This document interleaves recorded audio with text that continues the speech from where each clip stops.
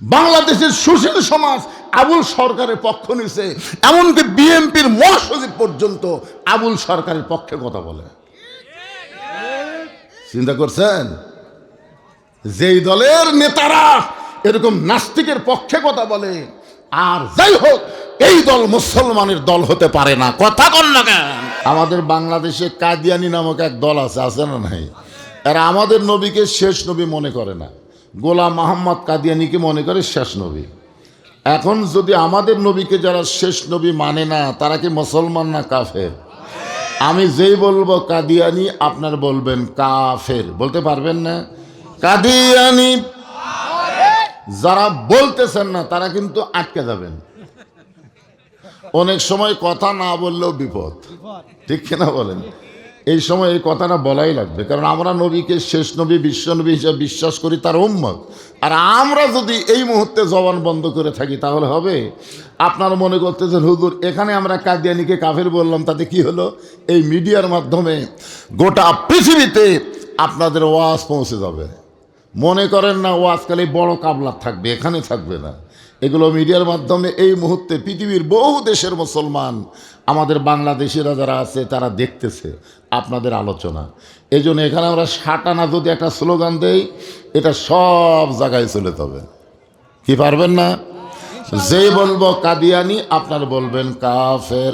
কাদিয়ানি নবীর পরে, নবীর পরে নবী নাই, নবীর পরে কাদিয়ানি। মাশাআল্লাহ। জি, কিন্তু আপনারা কথা শুনলেন, আপনারা শুনলেন, ও পিছনে কয়টা লোক উঠলই না। আসলে ওই জায়গাটা উষুম হয়ে গেছে, তাই না? যে জায়গায় বসেছে ওই জায়গা উষুম হয়ে গেছে, তো মনে করতেছে আবার যা ঠান্ডা জায়গায় বসার কি দরকার। কিন্তু আপনি জানেন জায়গা পরিবর্তনের সাথে সাথে দুই জায়গা আপনার জান্নাতের সাক্ষী হবে। কারণ এটা বেহেশতের বাগান, যে এই বেহেশতের বাগানে আপনি কি জন্য সামনে আসলেন? একটা সৌন্দর্য রক্ষা করার জন্যে। আল্লাহ আপনাকেও সুন্দর বানিয়ে দিবে। এই জন্যে চাপে আসাই ভালো, ফাঁকা না থেকে সামনে আসাই ভালো। শীষ আলাইহিস সালাম বললেন, বাবা নবীর বেটা নবী না হইয়া, বেহেশতের হুরের স্বামী না হইয়া শেষ নবীর উম্মত হলে ভাগ্য ভালো হতো কেমনে? একটু আপনার কাছে আমি শুনতে চাই। আদম বললেন, তাহলে শোনো, আমি জীবনে একটা ভুল করছিলাম। আদম আলাইহিস সালাম জীবনে কি করছিল? ভুল। খুব খেয়াল করবেন, নবীরা অপরাধ করে নাই, নবীদের দ্বারা ভুল হয়ে গেছে। এটা আল্লাহ হয়তো করাইছে, যে নবীরাও যে মানুষ, এইটা বিশ্বাসের জন্যেই আল্লাহ হয়তো ভুল করাইছে। একটা গান আছে, মাটির মানুষ বানায়া, মাটির পুতুল বানায়া, তুমি করিলা বেহুশ, তুমি যেমনি নাচাও তেমনি নাচে, পুতুলের দাও দোষ। এরকম একটা গান শুনছেন আপনারা? তুমি সর্প হইয়া দংশন করো, ওজা হইয়া ঝাড়ো, তুমি চোরকে বলো চুরি করো, আবার পুলিশ হইয়া ধরো। আপনারা বলেন তো, একটা গাছের পাতা নড়ে না কার ইশারায়? আরো জোরে বলেন। তাহলে চোর যে চুরি করবার যাচ্ছে, ওই সময় আল্লাহ যদি তার পায়ের বল কেড়ে নেয়, চোখের জুতি কেড়ে নেয়, উনি চুরি করে পারবে? তাহলে যা কিছু করে কে করায়? এই হিসাবে এই গানটা গাইছে, মাটির পুতুল বানায়া করিলা বেহুশ, তুমি যেমনি নাচাও তেমনি নাচে, আবার কার দোষ?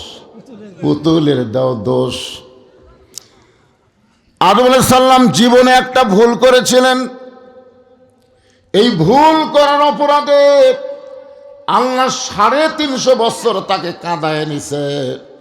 তার কাঁদার সময় দোয়াটাও আল্লাহ কোরআনের মধ্যে দিয়েছে। আমার সঙ্গে যারা পারেন তারা সবাই পড়েন, রব্বানা, পড়েন, রব্বানা যালামনা আনফুসানা ওয়া ইল্লাম তাগফির লানা ওয়া তারহামনা লানাকুনান্না মিনাল খাসিরিন।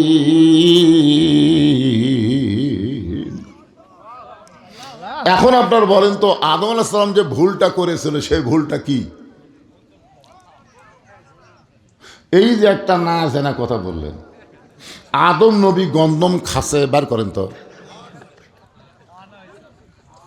এই যে মরদ মানুষের একটা দোষ আপনারা না জানা দিলেন, কেন আদম তো হামাকের গ্রুপে, জোরে করেন কথা ঠিক কিনা? হাওয়া হচ্ছে নারী গ্রুপ। আপনারা বলেন তো আল্লাহ নিজের হাতে কাকে তৈরি করছে? হাওয়াকে আল্লাহ নিজের হাতে তৈরি করেনি। আদমের একটা বাঁকা হাড় দিয়ে আল্লাহ তাআলা হাওয়াকে সৃষ্টি করছেন। একটা হলো সৃষ্টি, একটা হলো তৈরি।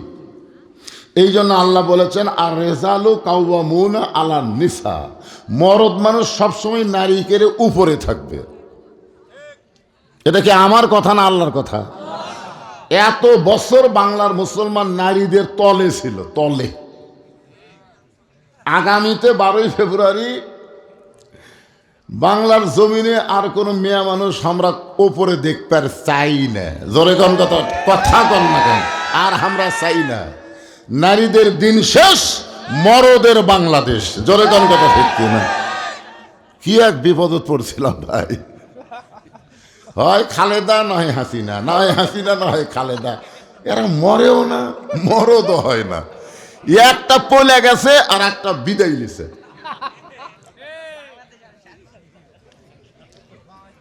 আজকে জিনিসটা ক্লিয়ার হয়ে যান। আসলে গন্ধম ফল হাওয়া আলাইহিস সালাম খাইছে।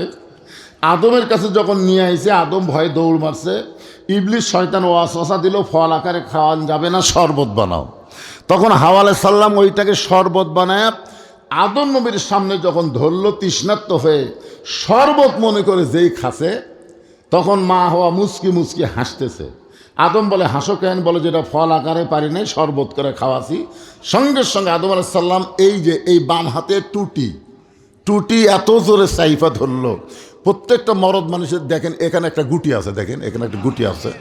মরদ মানুষের কোনো কথা যদি একবার ভিতরে ঢুকে যায়, এই কথা সহজে বার হয় না। আর মেয়ে মানুষের এই জায়গাত কোনো গুটি নাই, জোরে কোন কি নাই? পেটের মধ্যে কোনো কথা গেলে ওটা ভুটভুটি শুরু হয়ে যায়, না বললে ওই শান্তি পায় না। জোরে কোন কথা ঠিক কিনা? এই জন্য আল্লাহ রাসূল বলেছেন, খবরদার মেয়ে মানুষকে তোমার গোপন কথা জানো কইও না। বাড়ির বউকে মেয়ে মানুষ বলতে কি বুঝাচ্ছেন? মাও তো কোয়া যাবে না, খালি বউ। মেয়ে মানুষ বলতেই কোনো গোপন কথা খবেন না, একদিন আপনি বিপদে পড়ে যাবেন। খালি যদি বলেন এই কথা কাউরে কইও না, ওই যতক্ষণ না বলবে ততক্ষণ আর ঘুমই হবে না। কারণ টুটির মধ্যে গুটি নাই। জোরে এখন কি নাই? গুটি নাই। কারণ সরাসরি গন্ধম খাসে তো গুটি নাই। শরবত খাওয়ার পরে আদম নবী যখন জানতে পারলো যের মধ্যে গন্ধম আছে, বাম হাতে এত জোরে সাইফা ধরলো, আর এই ডান হাতটা, আমার দিকে তাকান, ডান হাতটা গলার মধ্যে ঢুকাই দিল। যদ্দূর পর্যন্ত ঢোকার পরে তিনি রক্ত বমি করলেন। এখন আপনারা বলেন আদম নবী কি গন্ধম খাসে? তাকে খাওয়ানো হসে। এরপর আল্লাহ বললেন আদম জান্নাত থেকে বের হয়ে যাও। আল্লাহ বলে আদম জান্নাত থেকে বের হয়ে যাও। আদম বলে আল্লাহ আমাকে জান্নাত থেকে বের করে দেওয়ার কারণ কি? আল্লাহ বলে তোমার জীবনের সবচাইতে বড় ভুল, তুমি হাওয়ার দিকে খেয়াল করনি। হাওয়া তোমার কে হয়? কয় বউ হয়। তো তোমার বউ কি করবি? তোমার খেয়াল করা লাগবে না? আপনার বউ যদি মাথার চুল বেচা খায়, আপনি জান্নাত যাবেন কোন দিক দিয়ে? না আপনাকে এলাকাত কি মেয়েরা মাথার চুল বেচা? যদি বেচা খায়, আপনি স্বামী জান্নাত কোন দিক দিয়ে যাবেন? আমাকে একটা দলিল দেখান তো। এই মানা করে কি বাদ দিবেন? কিসের মানারে? মানার দিন আছে নাকি? বাদ দেওয়ার দিন বাদ। কারণ মেয়ে মানুষের মাথার চুল একজন পুরুষ লাড়ায় ছাড়া দেখতে পারে, শুধু একজন পুরুষ। মেয়ে যদি বড় হয়, তার বাপও মেয়ের চুল লাড়তে পারবে না, বড় ভাই লাড়তে পারবে না, শুধু একজনই পারবে, স্বামী। স্বামী ছাড়া মেয়েদের কথা, পুরুষের কথা বলতেছি। এবার উল্টো দিকে যায়। আমি কার কথা বলতেছি? পুরুষের কথা। মেয়েদের মাথার চুল লাড়াচাড়া দেখতে পারে একজন পুরুষ, সেই পুরুষ হলো তার স্বামী। স্বামী ছাড়া অন্য কেউ নাড়তে পারবে না। মেয়ে মানুষ মারা গেলে 5টা কাপড় দেওয়া হয়, 2টা কাপড় পুরুষের চাইতে বেশি, একটা হলো মাথা বান্ধা, একটা হলো সিনা বান্ধা। আপনার বলেন তো মরার পরে মাথা বান্ধা লাভ হবি যদি জ্যাঁতা অবস্থায় চুল বেচা খায়? যে লোকটা চুল কিনতেছে সে লোকটা কি লাড়া চেড়ে নিচ্ছে না? পল্লার ওপর দিয়ে বলে ভাবি আর একটু লাগবে, ভাবি আর একটু, ভাবি আবার দেয়, আবার লাড়াচাড়া করে, ভাবি আর নাই। আল্লাহ ডাকতে বলে আদম হাওয়া তোমার কে হয়? বলে আমার বউ হয়। তাহলে হাওয়া গন্ধম গাছের কাছে যখন গেল তখন তুমি কোথায় ছিলে? আদম কয় আল্লাহ আমি খেয়াল করিনি। হাওয়া যখন শয়তানের কথা মতো গন্ধম ফল পাড়া খেলো তুমি তখন কোথায় ছিলে? আদম বলে আল্লাহ আমি খেয়াল করিনি। হাওয়া যখন গন্ধম শরবত বানায় তোমার সামনে দিল তুমি তখন কোথায় ছিলে? আদম বলে আল্লাহ আমি খেয়াল করিনি। আল্লাহ রাগ করে বলে আদম বিয়ে করবে তুমি আর খেয়াল করবে কে? স্বামী তার বউয়ের দিকে খেয়াল যদি করো তোমার বউ কোনোদিন স্টার জলসা দেখতে পারবে না। তুমি যদি বউয়ের প্রতি খেয়াল রাখো তোমার বউ কোনোদিন ভারতের চ্যানেল দেখবে না। জোরে কোন ঠিক কিনা? যদি দেখে একদিন বউয়ের কাছে চোখের পানি নিয়ে শুধু বলবেন, কিছুই বলা লাগবে না, খালি চোখের পানি নিয়ে বলবেন যে তুমি যে ভারতের চ্যানেল দেখতেছ, এই ভারত আমাদের 400 বছরের পুরাতন বাবরি মসজিদ ভেঙ্গে ওই জায়গায় রাম মন্দির বানাচ্ছে। ভারতে মন্দির বানানোর বহু জায়গা আছে, কিন্তু ফাঁকা জায়গায় মন্দির না বানায়া আমাদের মসজিদ ভাঙ্গা ওই জায়গায় মন্দির বানালো। যেই ভারতের মালওয়ানের বাচ্চারা আমাদের মসজিদ ভাঙ্গা মন্দির বানায়, সেই ভারতের কোনো চ্যানেল মুসলমানের ঘরে চলতে দেওয়া যায় না। ধরে কোন কথা ঠিক না? আপনার বউ আপনার চোখের পানি মুছে দিয়ে বলবে স্বামী গো, ভারত যে আমাদের বাবরি মসজিদ ভাঙ্গিছে এটা আগে কবেন না। আজ থেকে আমি আপনার সামনে কান ধরে বললাম ভারত বয়কট। মেয়ে মানুষকে সুন্দর করে বুঝাই দেন না কেন? খেয়াল করার দরকার আছে না নাই? দরকার আছে না নাই? আদম বললেন শুধুমাত্র একটা ভুলের অপরাধে, একটা ভুলের কারণে 350 বছর কেঁদে কেঁদে এক সময় চোখের পানি পড়ে যখন গালের গোস্ত পচে গেল, এক সময় আদম বলতেছেন বিরক্ত হয়ে আল্লাহ আর কানতে পারি না, কানতে কানতে গালের গোস্ত পর্যন্ত খসে গেল, এরপরেও তওবা কবুল হবে না। আল্লাহ বলে আদম শুধু কাঁদতে হবে না, চিন্তা ভাবনা করে কান্দা লাগবে। আদম বলে বাবা শীষ, চিন্তার সাগরে যখন ডুব দিলাম তখন দেখতে পাই জান্নাতের দরজায় লেখা আছে লা ইলাহা ইল্লাল্লাহু মুহাম্মাদুর রাসূলুল্লাহ। আমি তখন বললাম আল্লাহ 350 বছর লা ইলাহা ইল্লাল্লাহর কাছে রব্বানা যালামনা বলে কেঁদেছি, এখন মোহাম্মদ রাসূলের ওসিলায় একটু কানবার চাই। আল্লাহ বলে কান্দিস না, ওই নামটা ওসিলা ধরার সঙ্গে সঙ্গে আমি আল্লাহ তোমাকে মাফ করে দিলাম। আদম বলে বাবা শীষ, ওই নবীর উম্মতেরা আমাদের কথা লক্ষ্য করে বলতেছে, ওই নবীর উম্মতেরা সারা জীবন যদি পাপ করে আর মাছির মাথার মতন সামান্য পানি যদি চোখের কোণায় বের করে বলে আল্লাহ বিশ্ব নবীর উম্মত হওয়ার খাতিরে আমাকে মাফ করে দাও, সঙ্গে সঙ্গে আল্লাহ তাদের জীবনের গুনাহ মাফ করে দিবে। শীষ কান্দার বলে আল্লাহ নবীর বেটা নবী না হইয়া, বেহেশতের হুরের স্বামী না হইয়া শেষ নবীর উম্মত যদি হতে পারতাম তাহলে আমাদের জীবন ধন্য হয়ে যেত। আদম বলে শীষ রে, ওই নবীর উম্মত হওয়ার চাইলে হওয়া যায় না, ওই নবীর উম্মত হতে ভাগ্য লাগে। এখন বলেন তো আমাদের ভাগ্য কত ভালো। আছেন আমার মুক্তার, আছেন আমার ব্যারিস্টার, শেষ বিচারের হাইকোর্টেতে তিনি আমায় করবেন পার, আমি পাপী তিনি জামিনদার। আল্লাহ যখন হাকিম হয়ে আমাদেরকে আসামি বানায় বিচার শুরু করবেন, ওই সময় আমাদের নবী উকিল হয়ে ব্যারিস্টার হয়ে আমাদের পক্ষে আল্লাহর কাছে ওকালতি করে আমাদেরকে সুপারিশ করে জান্নাতে পৌঁছে দিবে। এমন একজন নবীর উম্মত হওয়াতে আপনারা খুশি না বেজার? তাহলে জবান খুলে বলি আলহামদুলিল্লাহ। এখন সেই নবী আমরা যেই নবীর উম্মত সেই নবী এই মাসে আল্লাহর আরশে গেছিলেন। আল্লাহ তাআলা তাকে নিয়ে গেছিলেন। আল্লাহ তাআলা তাকে নিয়ে যায় 5 ওয়াক্ত নামাজ দিছেন। জোরে কোন কয় ওয়াক্ত? 5 ওয়াক্ত। জুম্মার নামাজ কিন্তু আল্লাহ নবীকে আরশে দেয়নি। 5 ওয়াক্ত দিছে। কয় ওয়াক্ত? এই 5 ওয়াক্তের মধ্যে জুম্মা নাই। আজকে যেই নামাজ পড়ার জন্য আমরা পাগলা হয়ে যাই, জুমার দিনকে বলে আজকে নামাজের দিন হুজুর, আজকে নামাজের দিন হুজুর। প্রত্যেকটা মসজিদ দোতলা করতেছে। বাংলাদেশের এমন কোনো মসজিদ নাই যে দোতলা 3 তলা করতেছে 5 ওয়াক্তের জন্য। 5 ওয়াক্তের জন্য একটা মসজিদও দোতলা হয় না। যত মসজিদ দোতলা হচ্ছে খালি জুম্মার জন্য। জোরে কোন কথা ঠিক কিনা? খালি জুম্মা। আপনারা বলেন তো এই জুমার নামাজটা রাসূল কোথায় পাচ্ছে? আল্লাহ তাআলা জুমার নামাজ রাসূলকে মদিনাতে দিছে। কোথায় দিছে? মদিনা দিছে। আর 5 ওয়াক্ত নামাজ আল্লাহ রাসূলকে কোথায় দিলেন? আল্লাহর আরশে দিয়ে দিলেন। চিন্তা করেন, আল্লাহর কাছে নিয়ে যায় যে নামাজ দেওয়া সেই নামাজ, আর যেই নামাজ মদিনায় দেওয়া সেই নামাজ কি সমান? আজকে সেই 5 ওয়াক্ত বাদ দিয়ে খালি জুম্মা মারতেছেন। সবার শেষে আসা আগে যায়। হাইরে মুসল্লির সাইজ যায়, আসবি শেষে যাবি আগে। ওরে মোশান্তি! ফেরেশতা কয় আল্লাহ যেই মুসল্লি জুমার দিনে সবার শেষে এসে আগে যায়, এরা কি?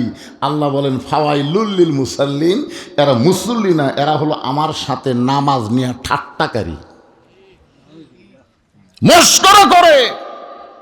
যে জুমার দিন আল্লাহ বলেছেন ইজা নুদিয়া লিস-সালাহ মিয়াউমিল জুমআ ফাসাউ ইলা যিকরিল্লাহ, জুমার আজান দেওয়ার সঙ্গে সঙ্গে দৌড়ে দৌড়ে মসজিদে আসা লাগবে। এই হুকুম কার?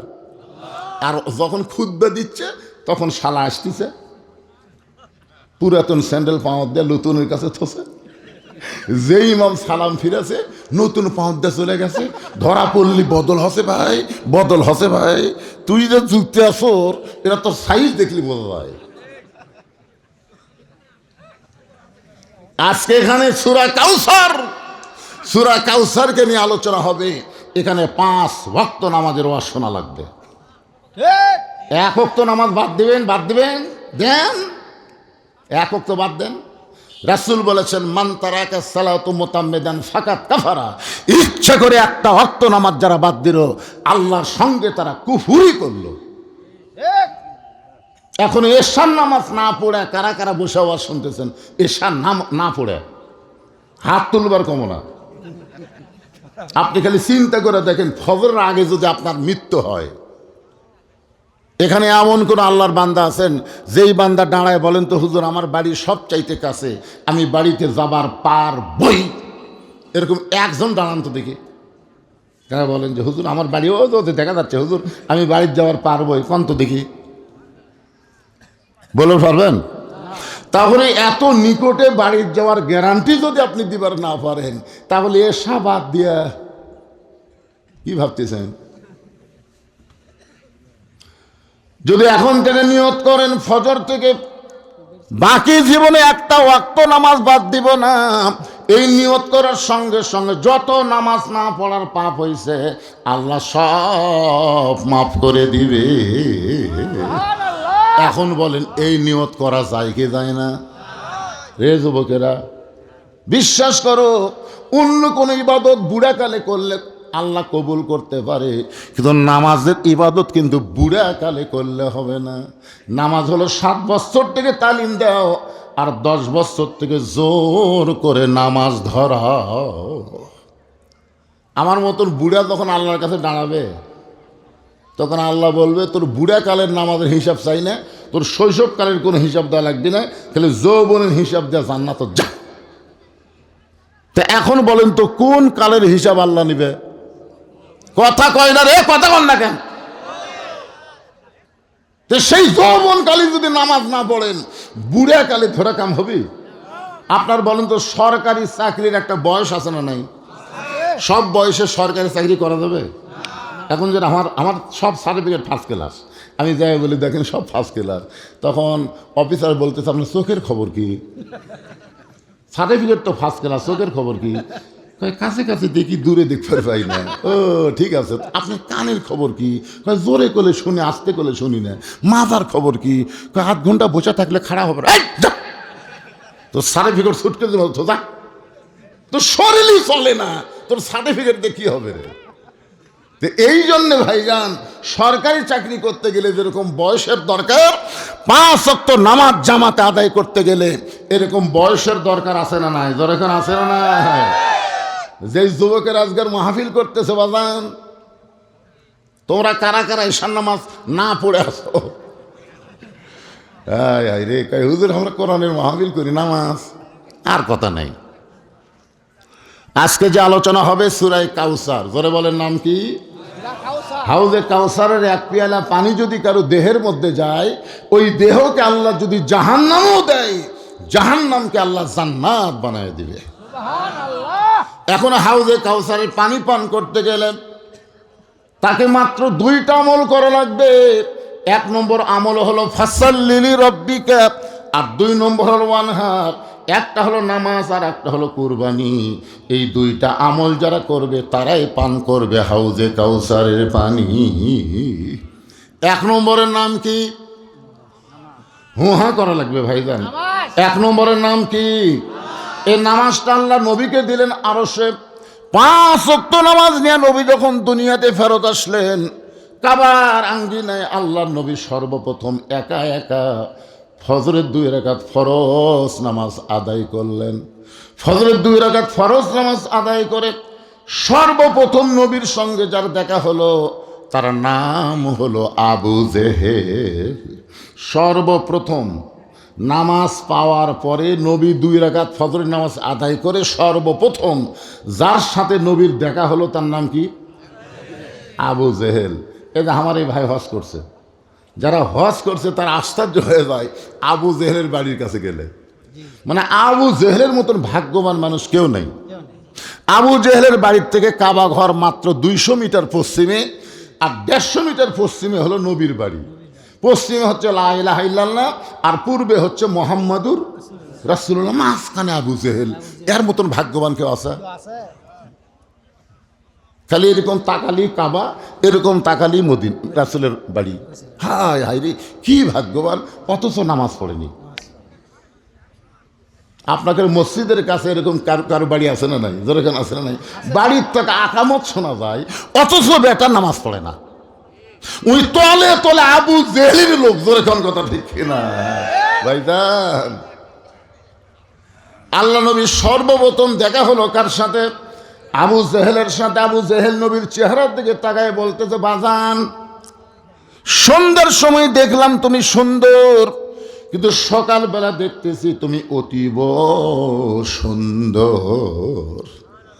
আবু জেহেল নবীর প্রশংসা করতেছে যে সন্ধ্যার সময় তোমাকে দেখলাম বাবা তুমি সুন্দর, কিন্তু সকালবেলা দেখতেছি তুমি এত সুন্দর।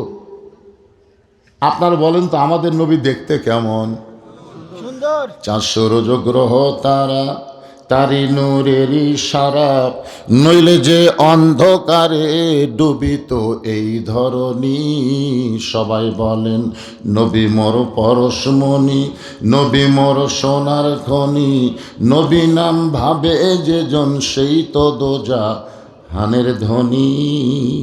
আল্লাহু আকবার। কোনো ক্ষুধার্ত ব্যক্তি নবীর চেহারার দিকে তাকালে তার ক্ষুধা তৃষ্ণা আল্লাহ দূর করে দেয়। আবু জেহেলের মতন কাট্টা কাফের পর্যন্ত নবীর তারিফ করতেছে যে সন্ধ্যার সময় দেখলাম তুমি সুন্দর, আর সকালবেলা দেখি তুমি অতীব সুন্দর। এই সকালবেলা এত সুন্দর হওয়ার পিছনে তোমার কারণ কি? তুমি রাতের বেলা তোমার চেহারার মধ্যে কিছু মালিশ করছো নাকি? অনেকে কিন্তু মনে করে চেহারায় কিছু মালিশ করলে চেহারা সুন্দর হয়। আসলে আল্লাহ বলেছেন, লাকাদ খালাকনাল ইনসানা ফি আহসানি তাকবীম। অবশ্যই মানুষের অবয়ব চেহারাকে আমি আল্লাহ সুন্দর করে সৃষ্টি করেছি। বলেন সুবহানাল্লাহ। এই চেহারা যদি আপনারা সুন্দর করতে চান তাহলে কোন সুনু ব্যবহার করবেন? কোনটা? মানে প্রথম 2007 সালে আমার একটা ওয়াজ বার হয়েছিল সিডিতে। তোমার হুঁশ নাই? শোনেন আপনার ওয়াজ? এই দিকে 4টে লাইট, হেডলাইট, এই দিকে 4টে, মাঝখানে 4টে, মানে লাইটের আলোতে বুঝলেন আমার তাপ লাগতেছে। আমি ভিডিও ম্যানকে বললাম, কে রে ভাই এত লাইট দিচ্ছেন?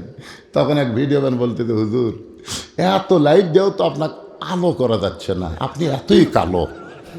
মানে আমি এতই কালো, লাইট দিয়েও ফর্সা করা যাচ্ছে না।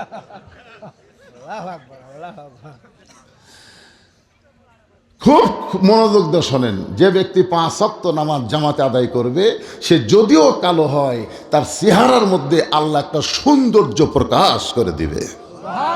আর যেই ব্যক্তি খুবই সুন্দর, নামাজ যদি না পড়ে, ওর চেহারা ফটফটা লাগবে, বগের মতন লাগবে, কিন্তু দেখে কোনো আকর্ষণ তৈরি হবে না। আল্লাহ নবী বললেন, চাচা রাতের বেলা আমি কোনো কিছুই মালিশ করি নাই, তবে আপনি শুনলে আশ্চর্য হবেন, আজকে রাতের বেলা কাবার পাশে আমি ঘুমিয়েছিলাম, ফেরেশতা জিবরাইল আমাকে ঘুম থেকে চেতন করে জমজমের কোপের পানি দিয়ে ওযু করানোর পরে আমাকে বোরাকের পিঠে করে বাইতুল মুকাদ্দাসে নিয়ে গেল। আল্লাহ কোরআনে বলেছেন, সুবহানাল্লাযী আসরা বিআবদিহি লাইলাম মিনাল মাসজিদিল হারাম ইলাল মাসজিদিল আকসা। আল্লাহু আকবার। আল্লাহ নবী বললেন আবু জেহেলকে, চাচা বাইতুল মুকাদ্দাসের মধ্যে গিয়ে আমি 2 রাকাত নামাজের ইমামতি করলাম। আমাদের নবী বাইতুল মুকাদ্দাসে গিয়ে 2 রাকাত নামাজ পড়ে নাই, 2 রাকাত নামাজ পড়াইছে। এই জন্য আমাদের নবীর ডিগ্রি হলো ইমামুল আম্বিয়া, ইমামুল মুরসালিন। আল্লাহু আকবার। আল্লাহ নবী বললেন, চাচা বাইতুল মুকাদ্দাসে 2 রাকাত নামাজ পড়ানোর পরে 7 আসমান পাড়ি দিয়ে আল্লাহর আরশে গেলাম, আল্লাহর জান্নাত দেখলাম, জাহান্নাম দেখলাম। আল্লাহ পাক আমাকে 5 ওয়াক্ত নামাজ দিল। সে 5 ওয়াক্ত নামাজ রাতে ফেরত এসে সকালবেলা ফজর পড়ে আপনার সঙ্গে আমার দেখা হলো। আমার মনে হয় এই কারণেই, আল্লাহর সঙ্গে মেরাজ করার কারণে আমার চেহারাটা আপনাকে অতিরিক্ত সুন্দর লাগতেছে। আপনারা সুবহানাল্লাহ বলেন, আবু জেহেল সুবহানাল্লাহ। এই কথা শোনার পর আবু জেহেল বললেন, পাগল, আগে মনে করতাম তুমি আধা পাগল, কিন্তু আজকে বলতেছি তুমি পুরা পাগল। তুমি যে কইলা বাইতুল মুকাদ্দাসের মধ্যে গিয়ে আমি 2 রাকাত নামাজ পড়াইছি, আমি জীবনে 2 বার বাইতুল মুকাদ্দাসে গেছি, যেখানে যাইতে লাগে 30 দিন, আসতে লাগে 30 দিন। আর তুমি কইলা আজকে রাত্রিবেলায় বাইতুল মুকাদ্দাসে নামাজ পড়াইছো। তুমি পাগল হয়ে গেছো, তুমি পাগল হয়ে গেছো। সেখান থেকে 7 আসমান পাড়ি দিয়ে আল্লাহর আরশে গেলে আল্লাহ তোমাকে 5 ওয়াক্ত নামাজ দিল। অত কথা আমার শোনার দরকার নাই। তুমি যে বাইতুল মুকাদ্দাসে গেছো, এটা কোনো সুস্থ মানুষ বলতে পারে না, তুমি পাগল হয়ে গেছো। এই কথা বলে আবু জেহেল যখন দৌড় দেয়, পিছন দিক থেকে রাসূল ডাক দেয়, বলে, চাচা আপনি আমাকে 1000 বার পাগল বলেন, আমার কোনো সমস্যা নাই, কিন্তু আমাকে পাগল বলে কোথায় যাবেন? আবু জেহেল বলতেছে, অনেক দিন হলে চেষ্টা করতেছি আমার এলাকা থেকে তোকে বের করে দিব, কিন্তু বের করার কোনো ইস্যু পাচ্ছিলাম না। আমি কিছুদিন হলে দেখতে পাই কিছু মানুষ এসে আমার বাড়ির দিকে থুতে দেয় আর তোর বাড়ির দিকে সালাম দেয়। আবু জেহেল বলতেছে, আমি কিছুদিন হলে লক্ষ্য করে দেখতেছি কিছু কিছু মানুষ এসে আমার বাড়ির দিকে থুতে দেয় আর তোর বাড়ির দিকে সালাম দেয়। তখন থেকে আমার হিংসা শুরু হয়েছে যে এই সালাম দেওয়া মানুষ, থুতে দেওয়া মানুষের কাছে থাকতে দেওয়া যাবে না, কারণ তুই থাকলে আমার কোনো সম্মানই থাকবে না। এই যে তোকে এলাকা থেকে ছাড়া করার ব্যবস্থা করতেছিলাম, কিন্তু ইস্যু পাচ্ছিলাম না। আজকে যখন ইস্যু পাইছি, তোকে পাগল বানায় আমার এলাকা ছাড়া করতে চাই। এই কথা বলে আবু জেহেল সর্বপ্রথম যার দরজায় গেল, তার নাম হলো আবু বকর। জোরে বলেন, তার নাম কি? আবু বকরের দরজায় আবু জেহেল বলতেছে, আবু বকর, আবু বকর বাড়িতে আসো নাকি? আবু বকর বাড়ি থেকে চমকে গেল, এত বড় নেতা সকাল বেলায় আমার দরজায়, নেতা মনে হয় বিপদে পড়েছে। এত বড় নেতা সকালবেলা আমার দরজায়, নেতা মনে হয় বিপদে পড়ছে। ধরে কোন কি পড়েছে? আচ্ছা, বড় বড় নেতা যখন গরিবের দরজায় দরজায় ঘোরে, তখন আপনার কি বলেন, নেতা বিপদত পড়েনি?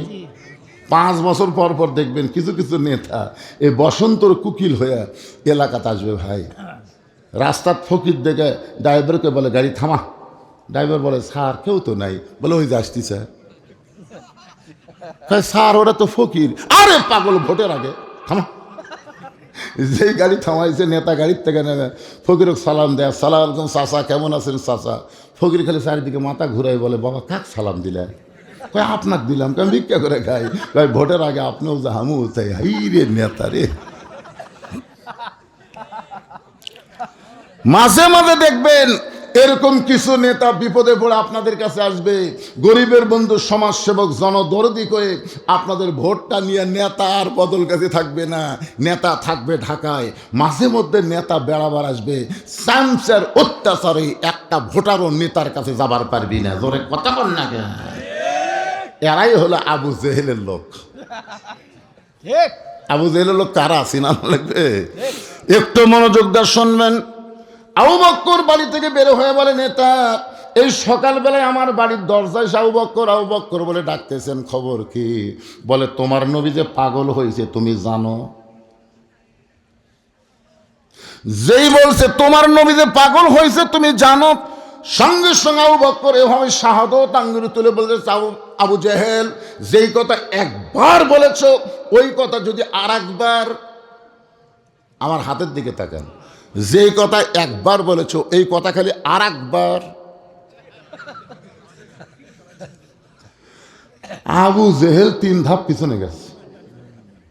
কিন্তু সবচাইতে নরম মানুষ, আল্লাহ নবী বলেছেন আমার সাহাবীদের মধ্যে সবচাইতে নরম মানুষ হলো আবু বকর। আর সেই মানুষটা বলতেছে একবার বলেছ আর একবার যদি বলো। আবু জেহেল 3 ধাপ পিছনে গিয়ে বলে, আবু বকর এত গরম হওয়ার পিছনে কারণ কি?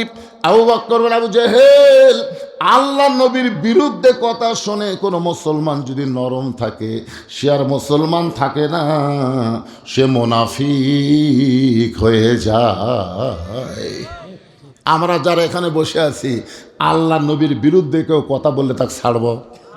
এ কথা কন তাকে ছাড়বো? কিন্তু আমাদের বাংলাদেশে খালি নবীর বিরুদ্ধে না, আল্লাহর বিরুদ্ধে কথা বলতেছে।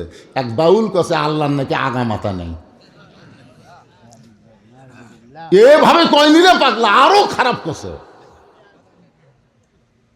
আমি ভদ্র ভাষায় বলতেছি, আল্লাহর আগা মাথা নেই, এটা ভদ্র ভাষায় বলতেছি। ওই শালা যা কষে এটা কোরআনের মাহফিল বলাই যাবি না। এরপরও এখনো জীবিত আছে। বাংলাদেশের সুশীল সমাজ আবুল সরকারের পক্ষ নিছে, এমনকি বিএনপির মহাসচিব পর্যন্ত আবুল সরকারের পক্ষে কথা বলে। চিন্তা করছেন? যেই দলের নেতারা এরকম নাস্তিকের পক্ষে কথা বলে, আর যাই হোক এই দল মুসলমানের দল হতে পারে না। কথা কন না কেন? শোনেন, মুসলমানের দল, আল্লাহ রাসূলের ব্যাপারে কোনো আমাদের বিভেদ নাই। জোরে কোন কথা, ঠিক কথা কন না কেন? কলেমার মধ্যে আমাদের কোনো দলাদলি নাই, আমরা সবাই এক। এ কোরআনের ব্যাপারে আমাদের কোনো দলাদলি নাই, কোনো ছাড় দেওয়া যাবে না। দল আগে না, আমার ইমান আগে। ইমান ঠিক রাখতে হবে, দল পরে। তকবীর সবাইকে দেওয়া লাগবে। তকবীর দিলে আল্লাহ খুশি হয়, শয়তান বেজার হয়। তার যারা তকবীর দিচ্ছেন না, শয়তান খুবই খুশি হবে, তো আমার দলের লোক। ঠিক আছে ঠিক আছে ঠিক আছে। তা আপনারা তকবীর কি দিবেন সবাই? জনগণ বুঝুক, বক্তা একলা নাই। এবারে প্রথম আসার পরে যা দেখলাম বুঝছেন মাহফিলের সাইজ, আমার কলজাই চলে গেছিল। কি অজবি আজকে। তো এখন মোটামুটি খুব ভালো লাগতেছে, আলহামদুলিল্লাহ। একটু গলা খাখারে দেন। লিল্লাহে তাকবীর। আল কোরআনের আলো সংসদে জালো, দুনিয়ার মুসলমান লিল্লাহে তাকবীর। আবু বকর বলতেছে, আবু জেহেল আল্লাহ নবীর বিরুদ্ধে কথা শোনার পরে কোনো মুসলমান যদি নরম থাকে সে আর মুসলমান থাকে না, সে মুনাফিক হয়ে যায়। আবু বকর বলে, আবু জেহেল আমার নবীরে পাগল বলার পিছনে তোমার কারণ কি? আবু জেহেল বলতেছে, তাহলে শোনো, তোমার নবী আমারে কইল আজকে রাত্রেবেলায় নাকি কাবার পাশে ঘুমিয়েছিল, ফেরেশতা জিবরাইল নাকি তাকে চেতন করার পরে জমজমের কূপের পানি দিয়ে ওযু করায়া একটা বোরাকের পিঠে করে বাইতুল মুকাদ্দাসে নিয়ে গেছে। সেখান থেকে 7 আসমান পাড়ি দিয়ে আল্লাহর আরশে গেল, আল্লাহ নাকি 5 ওয়াক্ত নামাজ দিল। যেই বাইতুল মুকাদ্দাসে যাইতে লাগে 30 দিন আর আসতে লাগে 30 দিন। আর তোমার নবী কইল আজকে রাত্রেবেলায় বাইতুল মুকাদ্দাসে নামাজ পড়ে আবার নাকি মক্কা ফেরত আসলো। এখন বলো তো এই গাঁজাখুরি গল্প কি বিশ্বাস করা যায়? আবু বকর মুসকে হাসিতে বলে, আবু জেহেল, এই কথা যদি আল্লাহর নবী বলে থাকে তাহলে এক বিন্দু মিথ্যা বলে নাই। কি বিশ্বাস? এই কথা যদি আল্লাহর নবী বলে থাকে তাহলে এক বিন্দু মিথ্যা বলেনি। আবু জেহেল কয়, আমার সকালটাই মাটি রে, কার কাছে কি খবর দিলাম? আমাকে এসে বলতেছে আজ থেকে 3 বছর আগে, হুজুর আপনি কি জানেন সাইদে হুজুরের ফাঁসি হবে? মানে আমার কাছে বলতেছে, মানে আমাকে একটু চেতানোর জন্য, বুঝলেন?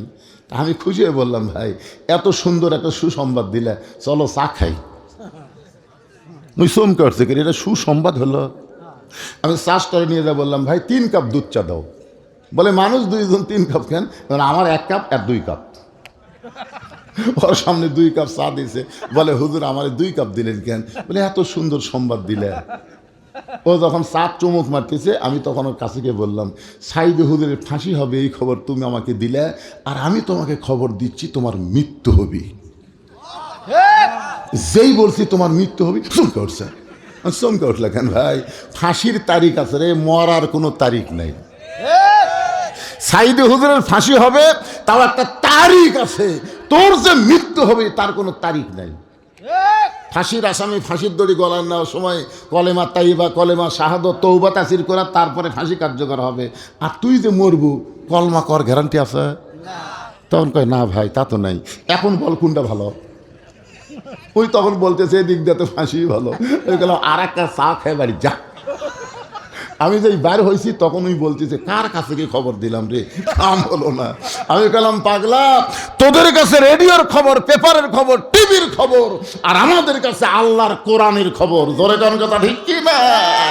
যেই খবরের মধ্যে কোনো সন্দেহ নাই সেই খবরের মধ্যে আল্লাহ বলেছেন, ওয়ালা তাকুলু লিমান ইউকতালু ফি সাবিলিল্লাহি আমওয়াতুন বাল আহইয়াউ ওয়ালাকিন লা তাশউরুন।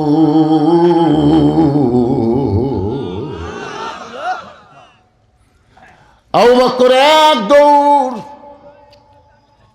আবু জেহেল তাকায় দেখে আবু বকর মারছে দৌড়। এক দৌড়ে নবীর কাছে এসে দেখে নবী কাবার সঙ্গে হেলান দিয়ে 2 চোখ দিয়ে দর দর করে পানি পড়তেছে।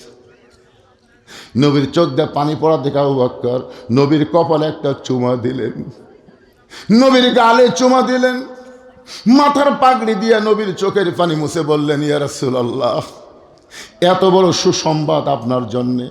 হুজুর আজকে রাত্রেবেলা আপনি নাকি আল্লাহর আরশে গেছিলেন, আল্লাহ আপনাকে 5 ওয়াক্ত নামাজ দিয়েছে। এত বড় খুশির খবরে আপনি কেন কাঁদতেছেন হুজুর? আপনি কেন কাঁদেন? হুজুর আপনি জানেন এই বছর হলো আপনার সবচাইতে কষ্টের বছর। যেই বছরে আপনার চাচা আবু তালেব মারা গেল, যেই বছর আপনার দরদের বিবি খাদিজা মারা গেল, যেই বছর আপনি তাইফের ময়দানে গিয়ে রক্তাক্ত হলেন, আপনাকে সেই বছরে আল্লাহ আরশে নিয়ে গেল। আরশে নিয়ে গিয়ে আল্লাহ আপনাকে 5 ওয়াক্ত নামাজ দিল। রাসূল বলে, আবু বকর এই খবর তোমাকে কে দিল বাবা? এই খবর তোমাকে কে দিল? আবু বকর বল, সকালবেলা আবু জেহেল এই খবর আমারে দিল। নবী বলে, আবু বকর এই খবর কি তোমার বিশ্বাস হয়? আবু বকর নবীকে বুকের মধ্যে নিয়ে কপালে চুমা দিয়ে বলেন, সাদ্দাকতা ইয়া রাসূলুল্লাহ, এক বিন্দু মিথ্যা নয়। নবী চোখের পানি মুছে বলে, আল্লাহ, আবু জেহেল আমাকে পাগল বলার পর থেকে আমার চোখ দিয়ে পানি পড়তেছে। আমি মনে করেছিলাম আমার মেরাজের কথা কেউ বিশ্বাস করবে না, কিন্তু আবু বকর সাদ্দাকতা বলার সঙ্গে সঙ্গে আমার সব কষ্ট দূর হয়ে গেছে, আমার আর কোনো কষ্ট নাই। আল্লাহ বলে, হাবিব রে, যে আবু বকর সাদ্দাকতা বলে আপনার কষ্ট দূর করে দিল, আমি সে আবু বকরকে আজ থেকে সিদ্দিক ডিগ্রি দিয়া দিলাম। চারিদিক থেকে নবীর সাহাবীরা আসলেন। সমস্ত সাহাবীরা এসে নবীকে ঘিরে ধরে বললেন, ইয়া রাসূলুল্লাহ, হুজুর আমরা শুনলাম আপনি নাকি আল্লাহর আরশে গেছিলেন, আল্লাহ নাকি আপনাকে 5 ওয়াক্ত নামাজ দিয়েছে। ওগো আল্লাহর নবী, আল্লাহ আরশ থেকে আপনাকে 5 ওয়াক্ত নামাজ দিয়েছে, এই নামাজ সম্পর্কে আমরা জানতে চাই। ইন্না আতাইনাকাল কাউসার ফাসাল্লি লিরাব্বিকা ওয়ানহার ইন্না শানিআকা হুয়াল আবতার। সমস্ত সাহাবীরা নবীকে ঘিরে ধরে বললেন, হুজুর আল্লাহ আপনাকে 5 ওয়াক্ত নামাজ দিয়েছে, এই নামাজ সম্পর্কে আমরা জানতে চাই। আল্লাহ নবী বললেন, তাহলে তোমরা বসো, আমি শুধু নামাজ সম্পর্কে তোমাদের শোনাবো না, এটা শুনলে তোমাদেরকে গ্রহণ করা লাগবে। খালি নামাজের ওয়াজ শুনলে হবে না, বাস্তবে নামাজকে ধরা লাগবে। ধরে কোন কি করা লাগবে? সমস্ত সাহাবীরা যখন বসে গেছে, আল্লাহ নবী তখন 5 ওয়াক্ত, মনোযোগ দিয়ে শোনেন, আমরা যে 5টা সময় নামাজ পড়ি, যে 5টা সময় আল্লাহ 5 ওয়াক্ত নামাজ আমাদের উপরে ফরজ করেছেন, এই প্রত্যেকটা সময়ের গুরুত্ব আছে না নাই? আপনারা বলেন তো, ফজরের নামাজ ওই সময় আল্লাহ কেন দিলেন? আমরা যারা ঘুম বেশি পারি তারা তো আল্লাহ বলতে পারে, আল্লাহ এই সূর্য ওটা 2 ঘন্টা পরে ফজর দিলে তো তাহলে কোনো সমস্যা হতো না, সূর্য ওঠার 2 ঘন্টা পরে। কিন্তু আল্লাহ সূর্য ওঠার 2 ঘন্টা পরে না দিয়ে সূর্য ওঠার 1 ঘন্টা আগে কেন ফজর দিলেন আপনারা জানেন? তুমি জানো বাবা? সেই জন্য বলা লাগবে জানি না। জোরে কারণ জানেন, আজকে জানেন মজা হবি রে পাগলা। এক জায়গায় আমি ওয়াজ করতে বলেছিলাম, ভাই বাংলাদেশের মুসলমান অধিকাংশই মুনাফিক। যেই বলছি সভাপতি সাহেব আমার উপর সেই খেপা, হুজুর বাংলাদেশের মুনাফিক কেমনে হলো, মুসলমান মুনাফিক কেমনে হলো, দলিল দেন। আমি কইলাম, বাড়ি সভাপতি এত খেপে গেল। তো সভাপতিকে আমি বললাম, সভাপতি সাহেব আপনাদের মসজিদে জুমার দিনে কত মুসল্লি হয়? সভাপতি বলতেছে, তা তো 100-200 হবি। আমি বললাম, আপনাদের মসজিদে ফজরে কতটুকু মুসল্লি হয়? তার সভাপতি বলতেছে, হুজুর আমি তো, মানে ওই শালাও ফজর পড়ে না। যখন বলতেছে আমি তো, তার মানে কি ওই জুমার দিনে 200 হয় সেটা জানে, কিন্তু ফজরে কতজন হয় সেটা কর পারতেছে না। তখন আমি বললাম, ভাই যে মসজিদের মাহফিল মুয়াজ্জিন সাহেব আছেন, সাইড থেকে এসে বলে, হুজুর আমি মুয়াজ্জিন, তাহলে আপনি বলেন তো ফজরে মুসল্লি কত হয়? বলে 4-5 জনের ওপর হয় না। আমি বললাম, আল্লাহ রাসূল বলেছেন যে মুসলমান দাবি করার পরেও যারা ফজরের নামাজ জামাতে পড়বে না তারাই হলো মুনাফিক। এখন বলেন 200 জনের মধ্যে 5 জন ফজর পড়ে, 195 জন কি? তোর সভাপতি বলতেছে, হুজুর আমি তাহলে বাড়ি যাইও লাভ নাই, থাকেও লাভ নাই। 5 ওয়াক্ত নামাজের মধ্যে সবচাইতে গুরুত্বপূর্ণ নামাজ হলো ফজরের নামাজ। জোরে বলেন কোন নামাজ? কথা কন না কেন ভাইজান? এই ছেলেরা তোরকে কি ঘুরনি ব্যারাম হচ্ছে কেন?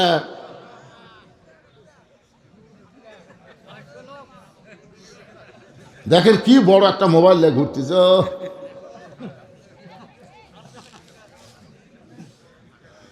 ভাইজান বসেন, রজব চাঁদ মেরাজের মাস, বসেন একটু মনোযোগ দিয়ে শোনেন ভাই। সূর্য পশ্চিম দিকে হেলে যাওয়ার সঙ্গে সঙ্গে আল্লাহ যোহরের 4 রাকাত নামাজ কেন ফরজ করলেন? ওই সময় ফরজ করার কারণ কি আপনারা কি জানেন? সূর্যের পাওয়ার যখন কমে গেল, মিশে মায়ায় বন্দি থাইকা করলাম কত খেলা, পশ্চিমে তাইকা দেখো তোমার ডুইবা গেছে বেলা। সূর্যের পাওয়ার যখন কমে যায়, ওই সময় আসরের 4 রাকাত ফরজ নামাজ আল্লাহ কেন দিলেন? সূর্য অস্ত যাওয়ার সঙ্গে সঙ্গে সবচাইতে অল্প সময়ের মধ্যে 3 রাকাত ফরজ নামাজ পড়া লাগবে, যাকে বলা হয় মাগরিবের নামাজ। অল্প সময়ের মধ্যে পড়া লাগবে, কেন আল্লাহ তালিম দিলেন? কি জন্যে? আপনি ফজরের আজান দিয়ে 8 ঘন্টা পরে জামাত শুরু হয়, জোহরের আজান দেয় 20 মিনিট পরে জামাত শুরু হয়, আসরের আজান দেয় 15 মিনিট পরে জামাত শুরু হয়, এশার আজান দিয়ে 8 ঘন্টা, কোনো জায়গায় 20 মিনিট পরে জামাত শুরু হয়। কিন্তু মাগরিবের আজান দিয়ে ওই নামাজের মতো যদি 20 মিনিট পরে কেউ আসে জামাত ধরবে, আসিয়া দেখে মসজিদে লোকই নাই, কে রে? মাগরিবের আজান দেওয়ার সঙ্গে সঙ্গে কেন মাগরিব আল্লাহ ফরজ করলেন? রাতটা যখন গাঢ় হয়ে গেল, এমন সময় এশার 4 রাকাত নামাজ আল্লাহ কেন আমাদের ফরজ করে দিলেন? এই 5টা এই 24 ঘন্টার মধ্যে এই 5টা সময় আল্লাহর কেন পছন্দ, নামাজি হিসাবে আমাদের জানার দরকার আছে না নাই? এই সময়টা আল্লাহ কেন পছন্দ করলেন? আমার মায়েরা যারা পর্দার অন্তরালে একটু মনোযোগ দিয়ে শুনবেন মা, আল্লাহ নবীর সমস্ত সাহাবীদেরকে বসতে বললেন, আর 5 ওয়াক্ত নামাজ নিয়ে যখন আলোচনা শুরু করবেন, রাসূল বললেন, সাহাবীরা রে, আল্লাহ তাআলা আমাকে 17 রাকাত নামাজ দিয়েছে। সর্বসাকুল্যে ফরজ নামাজ হলো 17 রাকাত। জোরে বলেন কয় রাকাত? ফজরের ফরজ কয় রাকাত? জোহরের ফরজ কয় রাকাত? আসরের ফরজ কয় রাকাত? মাগরিবের ফরজ কয় রাকাত? এশার ফরজ কয় রাকাত? সর্বসাকুল্যে 17 রাকাত। হযরত ওমর ফারুক দাঁড়িয়ে বললেন, ইয়া রাসূলুল্লাহ, আল্লাহ ইচ্ছা করলে প্রত্যেক ওয়াক্ত 2 রাকাত করে ফরজ দিবার পারতেন, আল্লাহ ইচ্ছা করলে প্রত্যেক ওয়াক্ত 3 রাকাত করে ফরজ দিবার পারতেন, আল্লাহ ইচ্ছা করলে প্রত্যেক ওয়াক্ত 4 রাকাত করে ফরজ দিবার পারতেন, কিন্তু আল্লাহ 4ও দিলেন না প্রত্যেক ওয়াক্ত 3ও দিলেন না, আবার 2ও দিলেন না। আল্লাহ এই বেসাইজা নামাজ কেন দিলে? আল্লাহ ইচ্ছা করলে ফজর কয় রাকাত? তো 5 ওয়াক্ত, 5 দোকানে 10 রাকাত। আল্লাহ ইচ্ছা করলে মাগরিব কয় রাকাত? তাহলে 3 5 15 রাকাত। আল্লাহ ইচ্ছা করলে আসর 4 রাকাত, তাহলে 5 ওয়াক্ত 4 5 20 রাকাত। আল্লাহ 20ও দিলেন না, 15ও দিলেন না, 10ও দিলেন না, আল্লাহ বেসাইজে 17 রাকাত কেন দিলেন? আল্লাহ রাসূল বলেন, ওমর তুমি মারাত্মক প্রশ্ন করছে। সুবহানাল্লাহ। আল্লাহ রাসূল যখন মদিনার প্রেসিডেন্ট ছিলেন, ওই সময় আল্লাহ রাসূল হযরত উমরকে তার মেধার জন্য আইন মন্ত্রীর দায়িত্ব দিয়েছিলেন। ধরে কোন সুবহানাল্লাহ। আল্লাহ রাসূল যখন মদিনাকে রাষ্ট্র ঘোষণা করলেন, ওই সময় ধর্মমন্ত্রী হলেন আবু বকর, আর অর্থমন্ত্রী হলেন ওসমান গনি, আর শিক্ষামন্ত্রী হলেন হযরত আলী। ধরে কোন সুবহানাল্লাহ। আল্লাহ রাসূল শিক্ষামন্ত্রী হযরত আলীকে কখন দিয়েছেন জানেন? একই অনুষ্ঠানে নবী খাচ্ছেন সাহাবীদের নিয়ে। হযরত আলীর বুদ্ধি পরীক্ষা করার জন্য আল্লাহ রাসূল খুরমা খেজুর খাচ্ছেন, আটিটা আলীর সামনে খেলে রাখতেছেন, খাচ্ছেন আটিটা আলীর সামনে। কিছুক্ষণ পরে রাসূল বলতেছে, দেখো আলীর পেটে এত খিদে লাগছে, একাই কতগুলো খুরমা খেজুর খাচ্ছে। হযরত আলী রাদিয়াল্লাহু বিচির উপরে হাত দিয়ে বললেন, আসলে আমার খিদা বেশি ভাই, একটু বেশিই খাসি। তোমাদের কাছে আমি জানতে চাই, খিদা বেশি কার, যাই বিচি বার করা খায় না বিচি সহ খায়? তো সবাই বলতেছে বিচি সহ খাওয়াই তো খিদা বেশি, কারণ বিচি বার করার টাইম হয়নি। তাহলে নবীর দিকে তাকায় দেখো, একটাও নাই। তার মানে সঙ্গে সঙ্গে আল্লাহ নবী দাঁড়ায় আলীকে একটানে বুকের মধ্যে নিয়ে তার কপালে একটা চুমু দিয়ে বললেন, আনা মাদিনাতুল ইলমে ও আলী ও বাবুহা, আমি হচ্ছি এলেমের শহর, আলী হচ্ছে তার দরওয়াজা। জোরে কোন সুবহানাল্লাহ। আল্লাহ রাসূল ফজরের 2 রাকাত ফরজ নামাজ সম্পর্কে বলতেছেন, আদম নবীর তওবা যখন কবুল হইল, ওই সময় আদম নবী শুকরিয়া তান আল্লাহকে খুশি করার জন্য 2 রাকাত নামাজ আদায় করেছে। ওই 2 রাকাত নামাজ আল্লাহর এতই ভালো লাগছে, লাইলাতুল মেরাজে আল্লাহ বলেন, হাবিব ওই আদম নবীর 2 রাকাত নামাজ আপনার উম্মতের জন্য ফজরের ফরজ হিসেবে দিয়ে দিলাম। আপনার উম্মতেরা ফজরের ফরজ নামাজ যখন মসজিদে জামাতের সঙ্গে আদায় করবে, আমি আল্লাহ খুশি হইয়া আদম নবীর সমপরিমাণ সওয়াব তাদের আমল নামায় দিয়া দিব। লিল্লাহে তাকবীর। সমস্ত সাহাবীরা বলে, ইয়া রাসূলুল্লাহ, ফজরের 2 রাকাত ফরজ নামাজ জামাতে বললে আদম নবীর সমপরিমাণ যদি সওয়াব আল্লাহ দেয়, আমরা ওয়াদা করলাম জীবন যাবে, কিন্তু আমাদের জীবন থেকে ফজর কোনোদিন কাজা হবে না। ওগো আল্লাহর নবী, এখন যোহরের 4 রাকাত ফরজ সূর্য পশ্চিম দিকে হেলে গেলে কেন আল্লাহ ওই সময় পছন্দ করলেন? নবী যখন জোহরের 4 রাকাত নামাজ সম্পর্কে বলতে যাবেন, এমন সময় আবু জেহেল গ্রুপ নিয়ে হাজির। জোহরের 4 রাকাত সম্পর্কে নবী যখন বলতে যাবেন, এমন সময় আবু জেহেল গ্রুপ নিয়ে হাজির। জোরে কোন কি নিয়ে হাজির? আবু জেহেলের গ্রুপ নাই? আমি এক জায়গায় ওই হাসিনার সময়, বুঝলেন, হাসিনার সময় এক জায়গায় যখন হক কিছু ওয়াজ করতেছিলাম, একজন হক বাধা দিল। যেই বাধা দিছে সমস্ত মুসল্লি এমন জোরে তাড়া মারছে ওই ভয়ে চলে গেছে। আমি মনে করলাম যাক এরকম মুসল্লি যদি থাকে হক কথা বলতে কোনো সমস্যা নাই। আমি আরো সাটান শুরু করলাম, যে এই সাটান শুরু করলাম ভাই ওই গ্রুপ লিয়ে হাজির, আর গ্রুপের মধ্যে দেখে 8-10 জন পুলিশ আচ্ছা। তখন যারা সাটা মারছিল ওর আস্তে আস্তে, তখন আমি একলা পড়ে থাকলো কে রে। আমাদের বাংলাদেশে এখন আবু জেহেলের গ্রুপ আছে না নাই? ধরে কেন আছে না নাই? আল্লাহ নবী যখন যোহরের 4 রাকাত ফরজ নামাজ বলতে শুরু করবেন, সূর্য পশ্চিম দিকে হেলে যাওয়ার সঙ্গে সঙ্গে এই সময়টা আল্লাহ যোহরের জন্য কেন পছন্দ করলেন? যখনই বলতে যাবেন এমন সময় আবু জেহেল গ্রুপ নিয়ে এসেছে। আবু জেহেলের গ্রুপের মধ্যে একজন তেলতালা, তার নাম হলো আবু সুফিয়ান। জোরে কর নাম কি? আবু সুফিয়ান বলে, রে মুসলমানের নবী, তুমি মুসলমানকে যা বলো মুসলমান তাই বিশ্বাস করে, কিন্তু আমরা বিশ্বাস করি না। আবু সুফিয়ান আমাদের নবীকে লক্ষ্য করে বলতেছে, রে মুসলমানের নবী, তুমি মুসলমানকে যা বলো এরা তাই বিশ্বাস করে, কিন্তু আমরা বিশ্বাস করি না। সঙ্গে সঙ্গে হযরত ওমর দাঁড়াইছে। সঙ্গে সঙ্গে কে দাঁড়াছে? আল্লাহ রাসূল বলেছেন আমার সাহাবীদের মধ্যে সবচাইতে গরম নাম কি? রাস্তাতে গেলে শয়তান কয়দিন যায় না? জোরে বলেন। আচ্ছা, আবু জেহেল সকালবেলা আবু বক্করের বাড়িতে না যায়, যদি উমরের বাড়িতে যেত তাহলে কি হতো?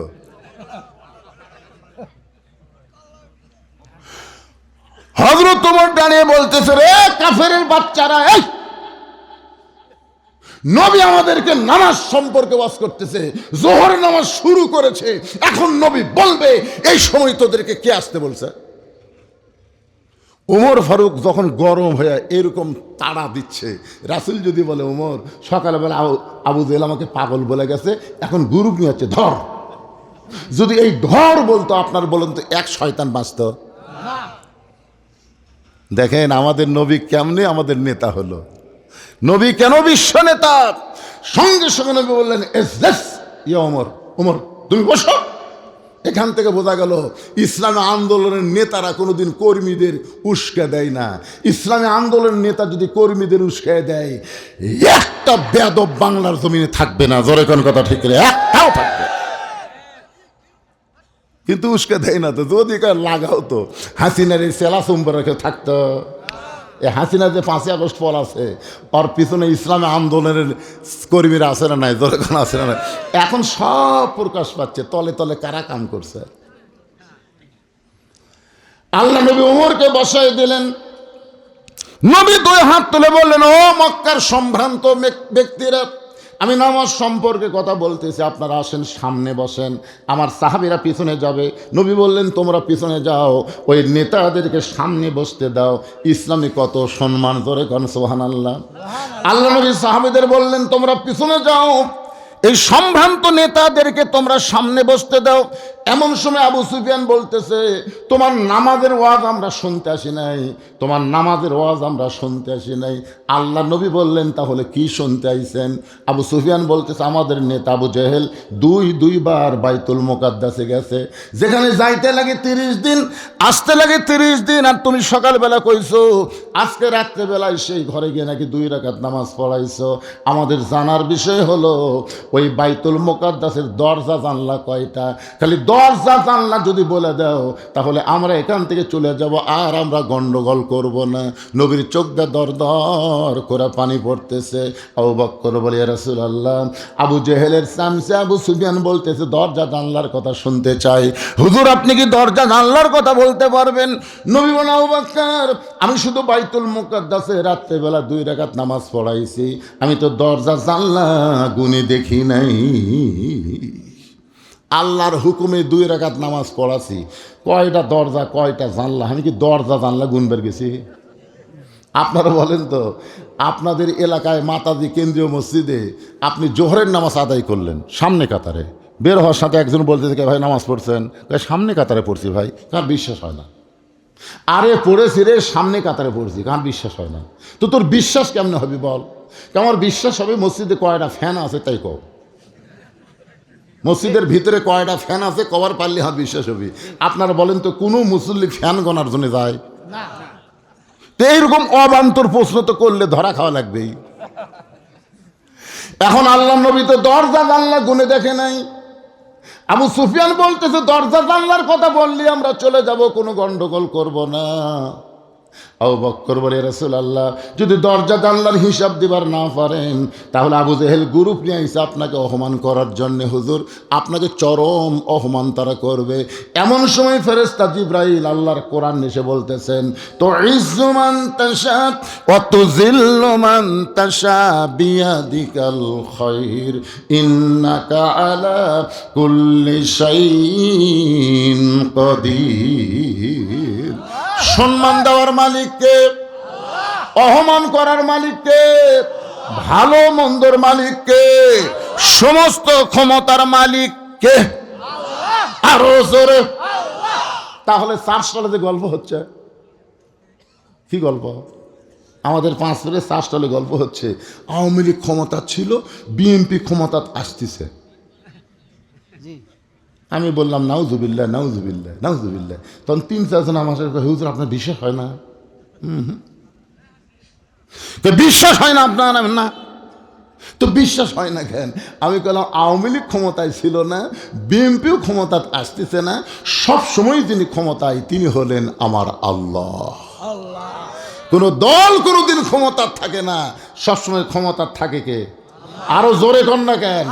ইমানের দাবিতে বলেন কে থাকে? আল্লাহ কাউকে ক্ষমতা দেয় পরীক্ষা করার জন্য। যা তোকে দিলাম, হাসিনা 9 সাল থেকে ক্ষমতা আল্লাহ দিয়েছিল, যা।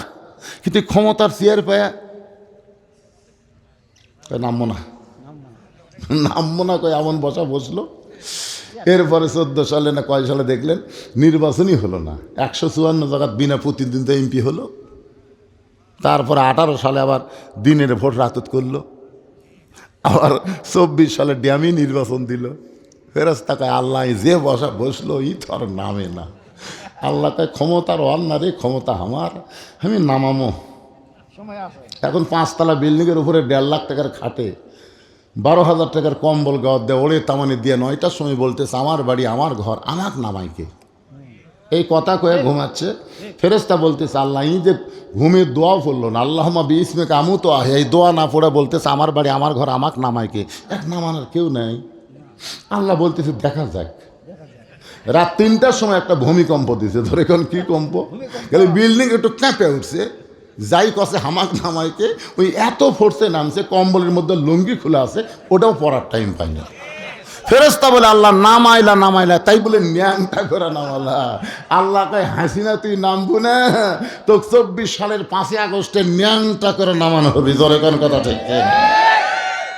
যারা বলতেছে অমুক দল ক্ষমতাতে আসতেছে, তোমরাও তৈরি থাকো ভাই। ক্ষমতার মালিক কোনো দল না, ক্ষমতার মালিককে আল্লাহ। ক্ষমতা দিবার পরে আল্লাহ ধরে না, ধরলে কিন্তু এই জন্য সবাই বিশ্বাস করে জবান খুলে বলবেন সমস্ত ক্ষমতার মালিককে। ফেরেশতা জিবরাইল বলে ইয়া রাসূলুল্লাহ হুজুর আপনার ডিগ্রি হলো রাফা'না লাকা যিকরাক, আল্লাহ আপনাকে সবার উপরে সম্মান দিয়ে আরশে নিয়ে গেছে, আর আবু জেহেলের গ্রুপ আপনাকে অপমান করবার চাই, পারবে না। আমি জিবরাইল গোটা বাইতুল মুকাদ্দাস আমার হাতের উপর করে আপনার সামনে ধরব, আমার হাতের উপরে বাইতুল মুকাদ্দাস ঘোরাতে থাকব, আপনি দরজা জানলা গুনে গুনে উত্তর দিয়ে দিবেন। ফেরেশতা জিবরাইল গোটা বাইতুল মুকাদ্দাস আল্লাহ নবীর সামনে হাজির করে ঘুরানো শুরু করলো। নবী গুনে গুনে দরজা জানলার হিসাব যখন দেয়, আবু জেহেল বলতেছে চলো যাই। আবু সুফিয়ান বলে নেতা যাওয়ার তো কথা নাই, অপমান করার কথা। তখন বলতেছে খামাখা গন্ডগোল করে লাভ কি। এই কথা বলা মাত্র সমস্ত সামসারা যখন চলে যায়, আবু সুফিয়ানের একটাই কথা, এই চলো যাই বুঝলাম না, অপমান করার জন্য আমরা আসলাম, যেখানে যাইতে 30 দিন লাগে, আসতে 30 দিন লাগে, আর দরজা জানলার যে হিসাব দিল। নেতা বলতে চলো যাই, ব্যাপার কি? পিছনে পিছনে যায় আর বলে চলো যাই মানে কি? আবু জেহেল বলে ঘরের মধ্যে চল। দরজা জানলা বন্ধ করে আবু জেহেলের চোখ দিয়ে দর দর করে পানি পড়তেছে। আবু সুফিয়ান বলে নেতা কান্দেন কেন? আবু জেহেল বলতেছে কান্দার কারণ হলো ওই আল্লাহর শপথ করে বলতেছি, আব্দুল্লাহর এতিম পোলা আল্লাহর নবী। আবু জেহেলের দুই চোখ দিয়ে দর দর করে পানি পড়তেছে, চোখের পানি নিয়ে বলতেছে, আল্লাহর শপথ করে বলতেছি আব্দুলের এতিম পোলা হলো আল্লাহর নবী। আবু সুফিয়ান বলতেছে, তাহলে দরজা জানলা বন্ধ না করে বাইরে গিয়ে আমরা মিছিল করি, বাইরে গিয়ে আমরা মিছিল করি, আব্দুলের এতিম পোলা আল্লাহর নবী। আবু জেহেল মুখে আঙ্গুল দিয়ে বলতেছে, করিস না রে, করিস না, করিস না, কারণ তাকে নবী বিশ্বাস করতে পারবো না, নবী জানি কিন্তু নবী হিসাবে মানি না, ওরে মানলে আমার নেতৃত্ব থাকবে না। আজও বাংলাদেশের সব দলের মুসলমান জানে কোরআন কার কিতাব। ধরে বলেন কোরআন কার কিতাব? আওয়ামী লীগের নেতা মরলে ওই নেতার জান্নাতের জন্য হুজুররা কোরআন খতম দেয়, জরে গান দেয়, কে দেয় না? নেতা মরিছে, নেতার বেটা মাদ্রাসাত গেছে, 3 মাদ্রাসাত, বড় নেতা তো 3 মাদ্রাসাত। হুজুরের মত আমি কে বলতে, হুজুর আমার বাপ মরছে, আপনার গ্রুপ খেলে আসেন। আর এক মাদ্রাসাত বলতেছে আপনার গ্রুপ খেলে আসেন, আর এক মাদ্রাসাত আপনার গ্রুপ খেলে আসেন। কতগুলো হুজুর হসে বুঝলেন, যাই বলে আইরে সেই দিকে যাই রে, বুঝা শোনা নাই রে। এখন যেই শালা বাঁচা থাকতে এই কোরআনের একটা হক কথা বলবার দেয়নি, উই মরে গেছে।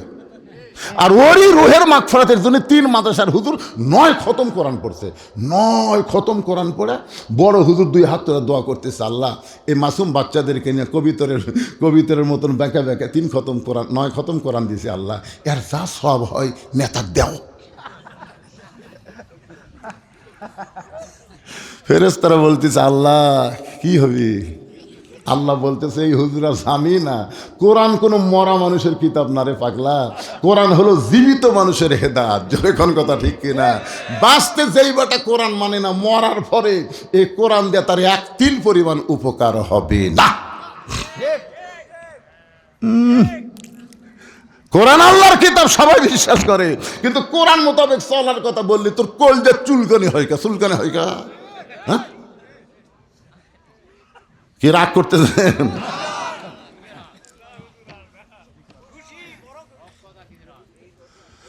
ওয়ানুনাজ্জিলু মিনাল কুরআনি মা হুয়া শিফাউ ওয়া রাহমাতুল লিল মুমিনিন।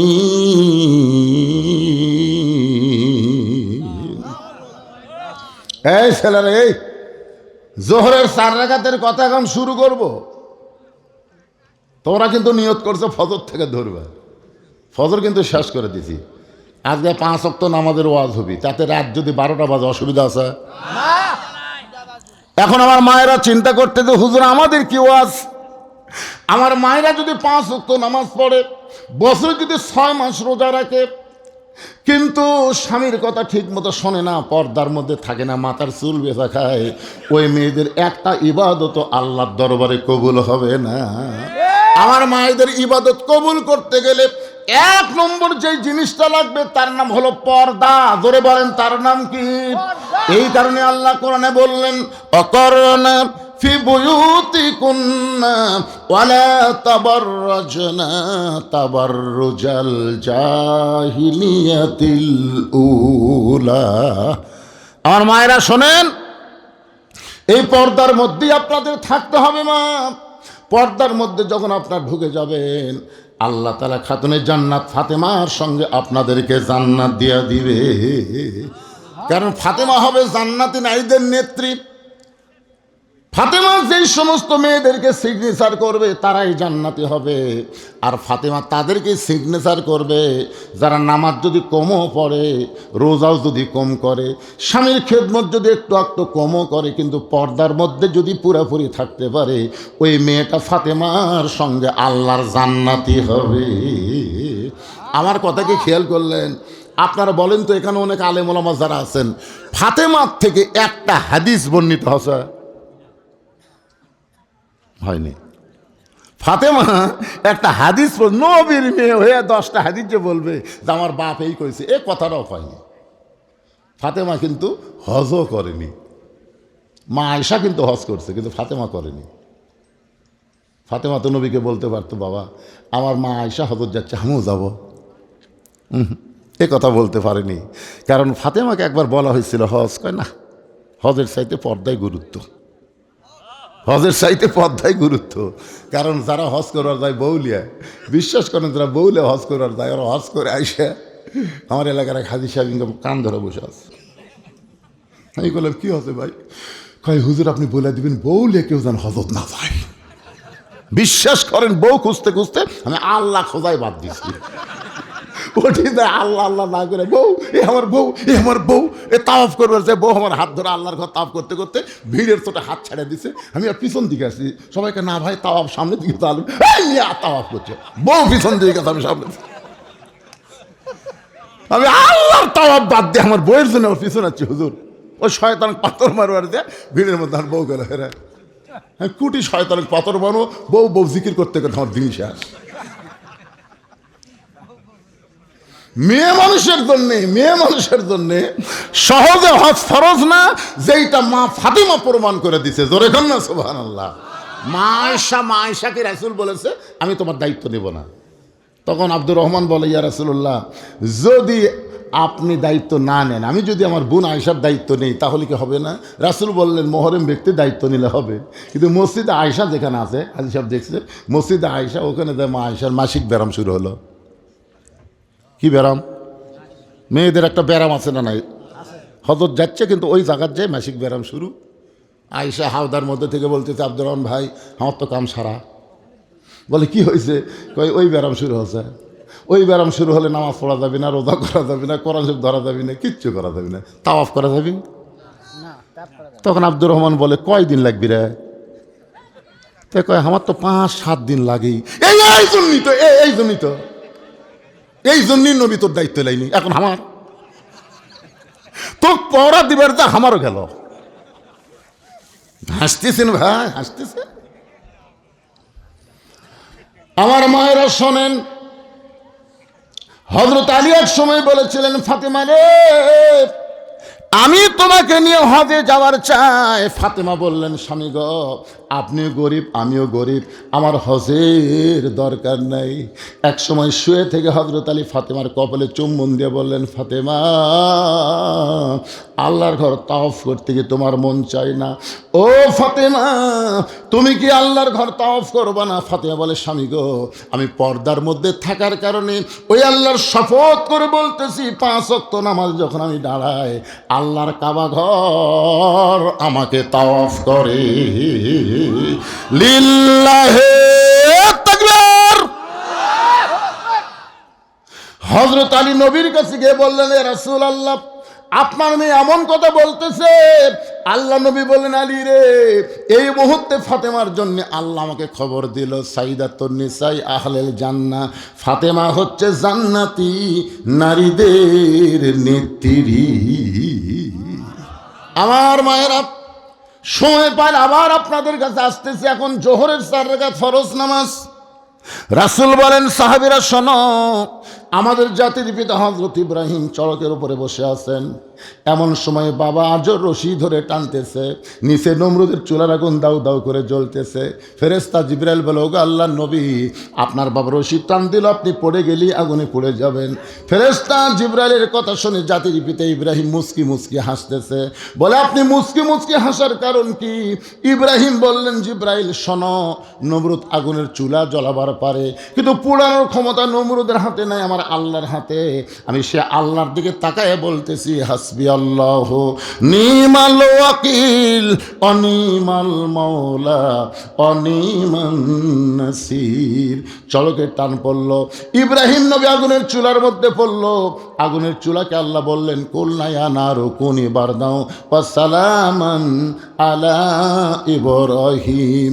আগুনের চুলা যখন শান্তির বাগান পায়, আমাদের জাতির পিতা হযরত ইব্রাহিম এক নিয়তে 4 রাকাত নামাজ পড়ে। ওই 4 রাকাত নামাজ এতই ভালো লাগছে, আল্লাহ বলে হাবিব আজকে লাইলাতুল মেরাজে ওই ইব্রাহিম নবীর 4 রাকাত নামাজ আপনাকে দিয়ে দিলাম।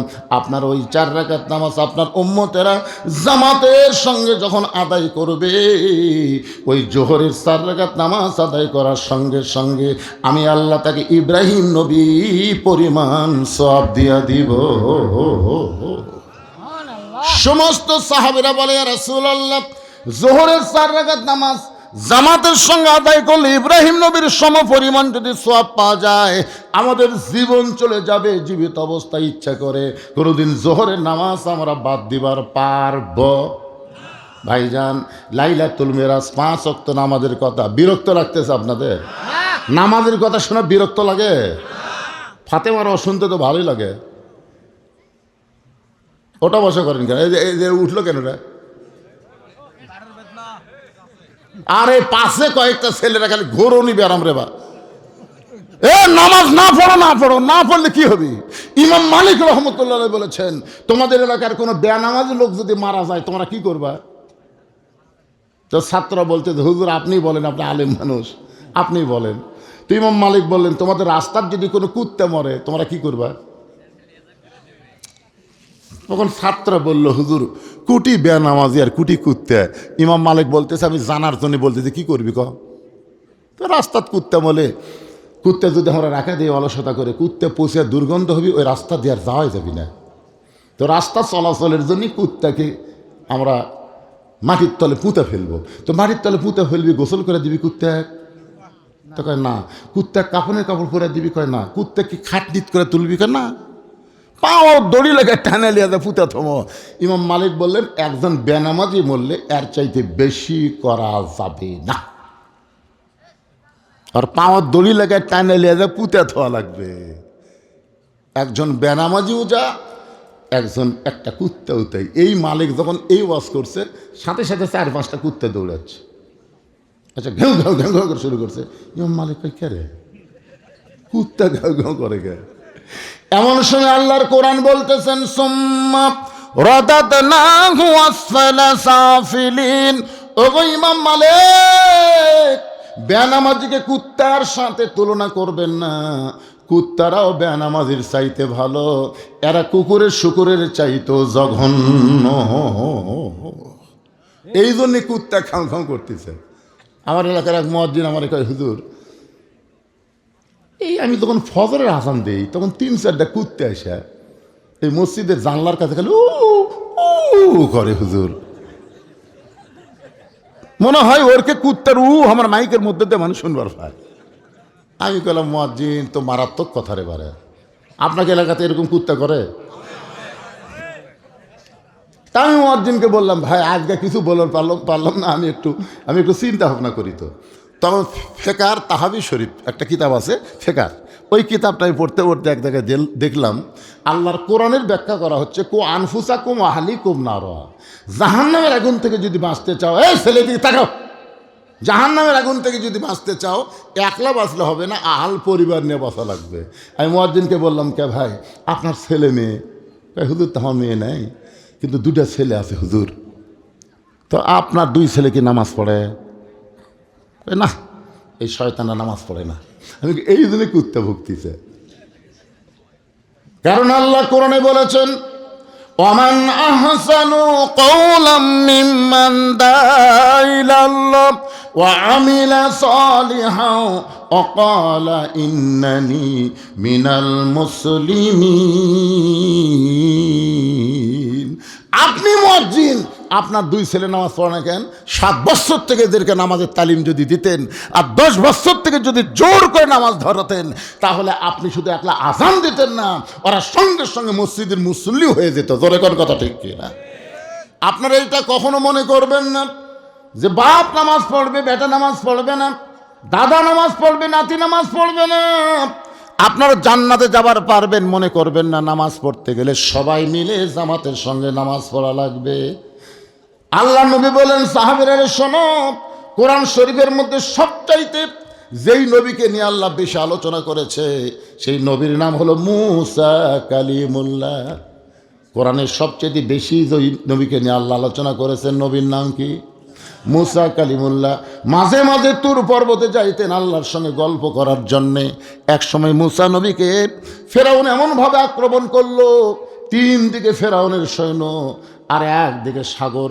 মুসা এমন জায়গায় আটকে গেল, ফেরাউন বলে, রে মুসা তাকায় দেখ, সামনে সাগর, আমরা 3 দিকে লাঠি নিয়ে দাঁড়ায় আছি, এখন তোর পালানোর মতন কোনো জায়গা নেই। মুসা বলতেছে, আল্লাহ তোমার কলিমার দাওয়াত দিয়ে আজকে ফেরাউন হত্যা করতে চায়, তিন দিকে ফেরাউনের সৈন্য সামন্ত লাঠি নিয়ে দাঁড়ায় গেছে, সামনে সাগর, আমি করব কি? আল্লাহ বললেন নাসরুম মিনাল্লাহি ওয়া ফাতহুন কারীব ওয়া বাশশিরিল মুমিনিন। মুসা রে, তোমার হাতে যে লাঠিটা আছে ওই লাঠি দিয়ে সাগর আঘাত করো, আঘাত করো, মাত্র 12 লাইন রাস্তা হয়ে গেল। সবচাইতে বড় রাস্তার তলদেশে মুসা নবী আল্লাহ শুকরিয়া তান এক নিয়তে 4 রাকাত নামাজ পড়ে। ওই যে সাগরের তলদেশে রাস্তায় মুসা নবী আল্লাহর শুকরিয়া তান 4 রাকাত নামাজ পড়ে।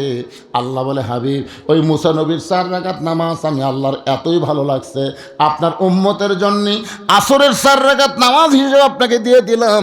আপনার উম্মতেরা আসরের 4 রাকাত নামাজ যখন জামাতের সঙ্গে আদায় করবে, মুসা নবীর সমপরিমাণ সওয়াব আমি আল্লাহ দিয়া দিব। লিল্লাহে তাকবীর। সমস্ত সাহাবীরা বলে ইয়া রাসূলুল্লাহ, আসরের 4 রাকাত নামাজ আদায় করলে জামাতের সঙ্গে মুসা নবীর সমপরিমাণ যদি সওয়াব পাওয়া যায়, আমাদের জীবন যাবে, জীবন থেকে আসর কোনো দিন বাদ যাবে না। ওগো আল্লাহর নবী, আরও 2 ওয়াক্ত নামাজ সম্পর্কে আমরা আপনার কাছে শুনতে চাই। মাগরিবের 3 রাকাত নামাজ কেমনে ফরজ হইল? ওই নামাজের সময় এত কম কেন? আর এশার নামাজ পড়লে আমাদের সওয়াব হবে কেমন? আমরা সবাই একটু শুনতে চাই। সমস্ত সাহাবীরা শুনবার চায়। আমার সামনে যারা বসে আছেন, আপনারা কি শুনবার চান? কারা কারা চান? আল্লাহকে একটু হাত দেখান। ভাইজান সবাই একটা হাত তোলেন না কেন? আচ্ছা, হাত নামান। নামাজের ব্যাপারে আপত্তি আছে নাকি? হুজুর আমরা খালি শুনবো হুজুর, কিন্তু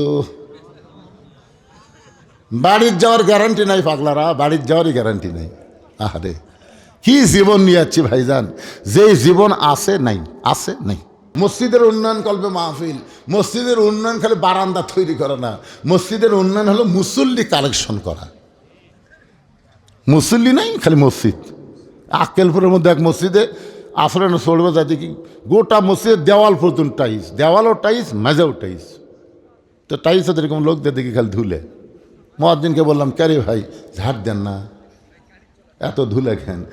হুজুর আজান দিয়ে আকামত দিয়ে কেউ আসে না, খামাকা ঝাড় দিয়ে কি হবি? তাই আমি বললাম তাহলে ঝাড় দাও না। হুজুর আমার জায়গার দেখেন তো ধুলে আছে, ওর জায়গার যাই দেখি নাই। কেউ আসে না, গামছা দিয়ে বাড়ি মারি আল্লাহ আকবার নামাজ পড়ি বাড়ির যাই। কে মুয়াজ্জিন তাহলে মসজিদ ঝাড় দেবে না? সপ্তাহে নামাজের দিন দেই হুজুর। সপ্তাহে নামাজের দিন আবার কবে? আমার আক্কেলপুরের লোকেরা জুমার দিনকে নামাজের দিন কয়। ওই যে রাস্তার ধারে আসছি, রাস্তার ধারে দেখবেন এই সাইজে নামাজে পড়ে না, খালি জুম্মার দিনে বলে জাগা হয় না, জুম্মার দিনে জাগা হয় না। দোতলা। তা আপনাদের মসজিদের উন্নয়ন মানে কি? কি বুঝতেছেন? এখানকার মুয়াজ্জিন সাহেব আছে, এখানে মুয়াজ্জিন সাহেব আছে, ইমামও কয় পারবে না মুসল্লি কয়জন হয়। মসজিদের মুসল্লির হিসাব সবচেয়ে ভালো জানে মুয়াজ্জিন। কথা কর না কেন? কোনটা? আপনি না না, এটা তো ইমাম। হুজুর এটা সামনে আসেন তো দেখি। আপনি আপনি এরকম পিছনে আসেন তো, সামনে আসেন।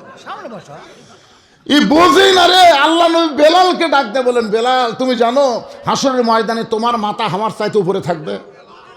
বেলাল বলে, ইয়া রাসূলুল্লাহ আপনি হলেন ইমাম, আমি হলাম মুয়াজ্জিন, আমার মাথা আপনার উপরে কেমনে যাবে? আল্লাহ রাসূল বলে, শুধু তুমি না, সমস্ত মুয়াজ্জিনের মাথা আল্লাহ হাসরের ময়দানের উপরে রাখবে। নিজের হাত দিয়ে আল্লাহ তাআলা মুয়াজ্জিনের মাথায় একটা নূরের টুপি পরায় দিবে। কি মনে করছেন দাম নাই? হযরত কয়জন হয় হুজুর? সত্যি কথা কোন, সত্যি কথা। কোনো চাকরি যাবি না কোন? আপনাকে বললাম তো সব কথা, আপনাকে তো বললাম, ওই জন্য তো বলে দিই। তো সেই জন্যই তো ওয়াজ করতে, তো ঠিক আছে তো, আপনাকে বলে দিয়েছি সব। মনে হক বলে দিয়েছে, এখন আর বলার থাকছে না। ফজরে 3-4 জন হয়, মাশাআল্লাহ।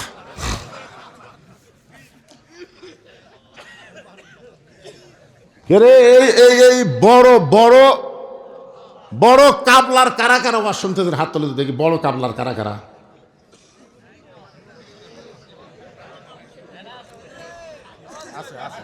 আছে আছে আছে, এইদিকেও আছে, এইদিকে অনেকগুলো আছে। এরা সব ও এই সাইডে, মাশাআল্লাহ। হাত নামান তো দেখি, বড় কাবলার বাইরে যারা আছেন তারা হাত তোলেন তো দেখি। মানে বোঝা গেছিলেন হাত নামান। আজকে এখানে লোক এরকম কম হওয়ার পিছনে একটাও কারণ, এই গ্রামের লোকেরা এখানে আসেনি।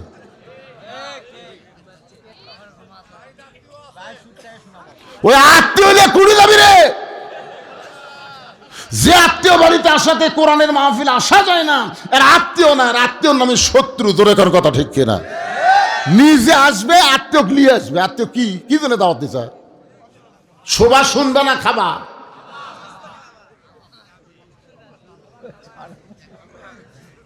আমি 3 ওয়াক্ত নামাজের কথা বলেছি, আর 2 ওয়াক্ত বাকি। একটা হলো মাগরিব, একটা হলো এশা। সবাই শুনবার চান কি চান না ভাই? যান। যারা বাহির গ্রামে রয়েছে আপনাদের দরকার আছে, এই গ্রামের সবার দরকার আছে। যুবকেরা যারা কষ্ট করে মেহনত করে আজকের এই জান্নাতের বাগান লাগাইছো, তোমাদের জীবন জান্নাতে হবে। এবং গাজ্জালী বলেছেন, মানুষ যখন কবরে যাবে, মুসলমান কবরে যাওয়ার সঙ্গে সঙ্গে সবাই মাটি দিয়ে যখন চলে আসবে, এমন সময় আল্লাহ 2 জন ফেরেশতা পাঠায় দিবে। আপনি বলেন তো, আপনি যখন একা হয়ে যাবেন, সবাই যখন আপনার কাছ থেকে চলে আসবে, এমন সময় আপনি কবরে একা হয়ে গেছেন, আল্লাহ তখন 2 জন ফেরেশতা আপনার কবরে পাঠাবে। এই 2টা ফেরেশতার নাম কি? কিরামান কাতিবিন। তো আমাকে সাথে আছে পাগলা। ফেরেশতা আসিয়া যখন জিজ্ঞাসা করিবে, দিন কি তোমার মাবুদকে, বা তখন কি বলিবে? এই গানটা গাও, গুনাহ হবে না। ফেরেশতা আসিয়া যখন জিজ্ঞাসা করিবে, দিন কি তোমার মাবুদকে, বা তখন কি বলিবে? আল্লাহ বিনে নাই রে মাবুদ, আল্লাহ বিনে নাই রে মাবুদ, জবানে তাই বলো রে বলো মুখে, আল্লাহ রাসূল সবে বলো। 2 জন ফেরেশতা আসবে কবরে, মুনকার নাকির। মুনকার মুখস্থ হবেন, মুনকার। আর সব সময় আমাদের সঙ্গে যে 2 ফেরেশতা থাকে, সেটা হলো কিরামান কাতিবিন। এগুলো নাম মুখস্থ রাখবেন। জান কবজ করবে, তার নাম কি? আজরাইল। এই জান কবজ করা ফেরেশতার নামও মুখস্থ থইনি পারে। একটু মনোযোগ দেবেন। একটা আয়াতে কারিমা পড়ার পরে আবার মাগরিব আর এশার ওয়াজ নিয়ে আসতেছি।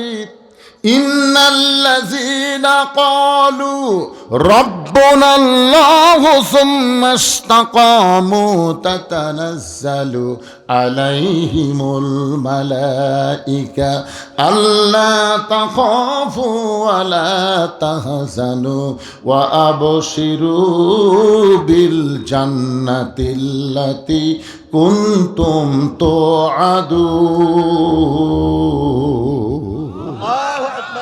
সবাই যখন চলে যাবে, এমন সময় মুনকার নাকি 2 ফেরেশতা এসে আপনাকে জিজ্ঞাসা করবে, মান রব্বুকা, মান রব্বুকা, তোমার রবকে। সঙ্গে সঙ্গে নামাজ দাঁড়িয়ে যাবে। যারা মাগরিবের নামাজ পড়ে এশার আগে মারা গেছে, এশার নামাজ পড়ে ফজর আগে মারা গেল, ফজর পড়ে জোহরের আগে মারা গেল, অসুস্থ হইয়া 2 ওয়াক্ত পড়তে পারে না, সেটা ভিন্ন কথা। হুঁশ না থাকে 2 ওয়াক্ত বাদ গেছে, সেটা ভিন্ন কথা। কিন্তু সুস্থ অবস্থায় নামাজ পড়ার পরে লোকটা মারা গেল, মনে করেন ফজর পড়েছে, জোহরের আগে লোকটা মারা গেল, ওই লোকটাকে কবরে রাখার পরে মুনকির নাকির যখন জিজ্ঞাসা করবে মান রব্বুকা, সঙ্গে সঙ্গে নামাজ দাঁড়িয়ে যাবে। নামাজ দাঁড়িয়ে বলবে, রে মুনকির নাকির, কারে মান রব্বুকা প্রশ্ন করতেছো? মুনকির নাকির বলবে, যিনি কবরে শায়িত আছে তাকে প্রশ্ন করতেছি। বলে, তাকে প্রশ্ন করো না, আমি তার নামাজ দাঁড়িয়ে গেছি। এ মুনকির নাকির, যেই লোকটাকে মান রব্বুকা প্রশ্ন করতেছো, এই লোকটা 10 বছর থেকে নামাজ ধরেছে আর 70 বছর বয়সে মারা গেছে। এখন বলো তো, 10 বছর থেকে 70 বছর, এই 60 বছরে 5 ওয়াক্ত করে দৈনিক যদি নামাজ পড়ে, তাহলে কত ওয়াক্ত নামাজ পড়েছে হিসাব দে। মুনকির নাকির কয়, ভাই আমরা তো ক্যালকুলেটার, এই ক্যালকুলেটার আসিস নি, ক্যালকুলেটার লিস নি। যদি 5 ওয়াক্ত নামাজ 17 রাকাত ফরজ হয়, 12 রাকাত সুন্নত হয়, 3 রাকাত বেতর হয়, তাহলে সারাদিনে কত রাকাত হয়? প্রতি মাসে কত রাকাত? প্রতি বছরে কত রাকাত? প্রতি 10 বছরে কত রাকাত? তাহলে 60 বছরে কত রাকাত? হিসাব দে।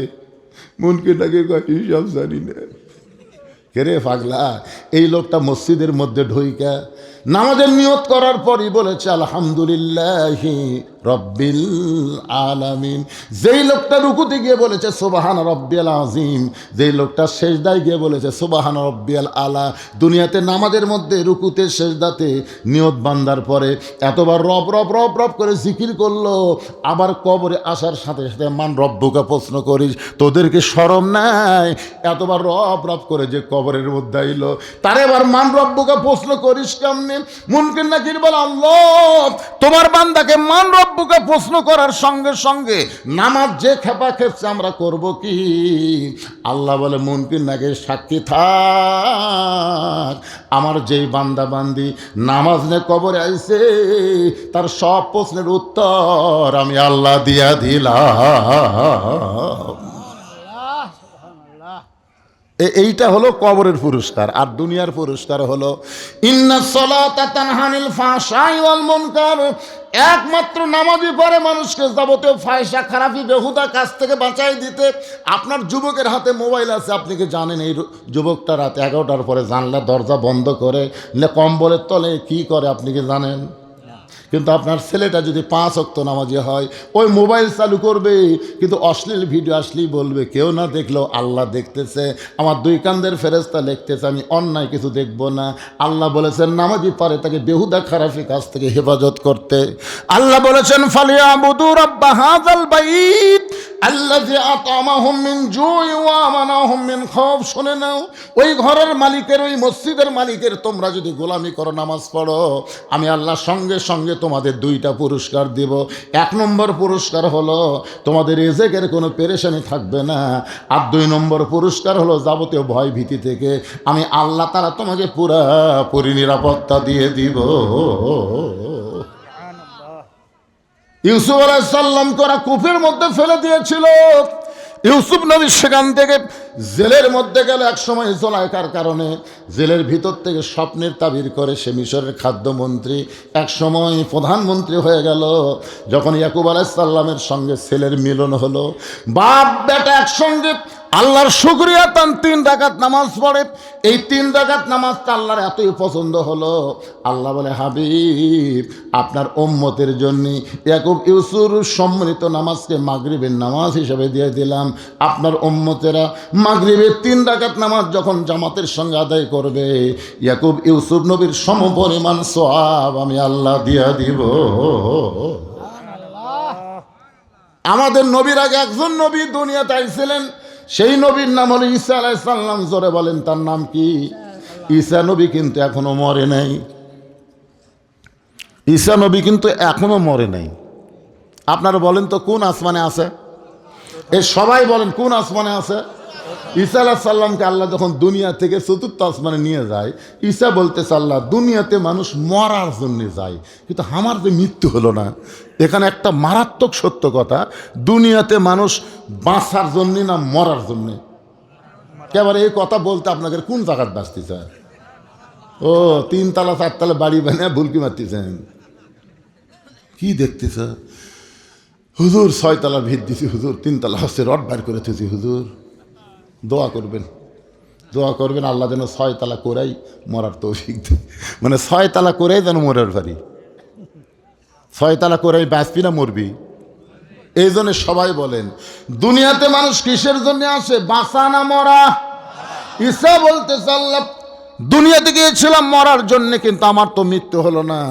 আপনি আমাকে 4র্থ আসমানে নিয়ে আসলেন, আমার কি মৃত্যু হবে না? আল্লাহ বলে ঈসা তোমার মৃত্যু হবে, শুধু একজনই মরবে না। আপনি বলেন তো শুধু একজনই মরবে না, আপনার বলেন সেটা কে? আরো জোরে আল্লাহ।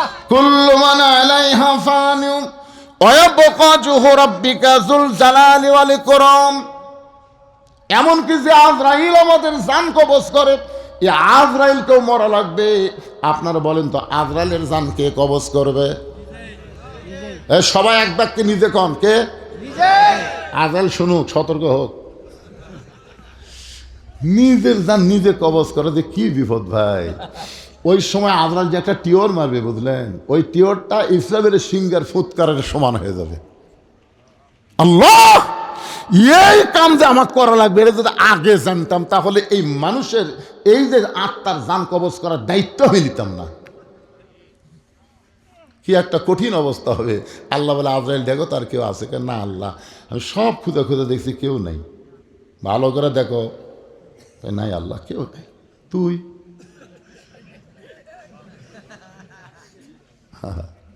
এখানে যারা বসে আছি ভাইজান সবাই মরে যাব, আমাদের মরা কোনো ফ্যাক্টর না। আল্লাহ বলেছেন কোনো চিন্তা করো না, আমি আল্লাহই বলতেছি ইন্নাল্লাযীনা ক্বালু রাব্বুনাল্লাহ। এই যে রব্বুনাল্লাহ নামাজের এই রব নিয়ে যদি তুমি খবরে যাও, আল্লাহই বলতেছেন আল্লাহ তাখাফ তোমার কোনো ভয় নেই, ওয়ালা তাহজান তোমার কোনো টেনশন নাই, কোনো চিন্তা নেই, ও আবশিরু বিল জান্নাহ তোমার কবরটাই হবে জান্নাত। জোরে খান সুবহানাল্লাহ।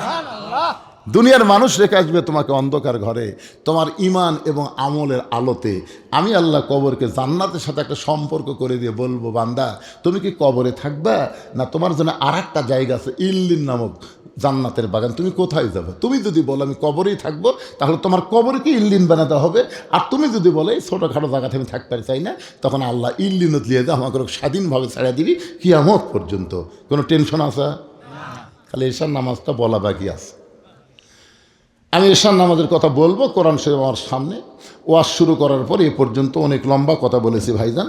এখন এই মসজিদের উন্নয়ন কল্পে আপনাদের কাছে একটু গামছা দিব, রুমাল দিব, 10, 20, 50, 100 টাকা যিনি যা পারবেন আল্লাহর হস্তে জীবনের শেষ দান মনে করে আপনারা আল্লাহর ঘরত দিবেন। জীবনের শেষ মনে করে, যেখান থেকে বাড়ি যাওয়ারই গ্যারান্টি নাই, পকেটের টাকা নিয়ে যেমন লাভ কি, এই মনে করে আপনারা যা পারবেন এই গামছা রুমালের মধ্যে আল্লাহর হস্তে আপনারা দান করবেন।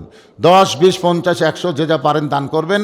আর যদি কেউ মনে করে হুজুর আমি গামছা রুমালত দিব না, একটু মসজিদের জন্য মোটামুটি কিছু দান করব, তাহলে গ্রামের লোকজনকে বলবো 1000, 2000 যিনি যা পারবেন দানের ব্যাপারে গড়িমসি করলে শয়তান কিন্তু খুশি হবে।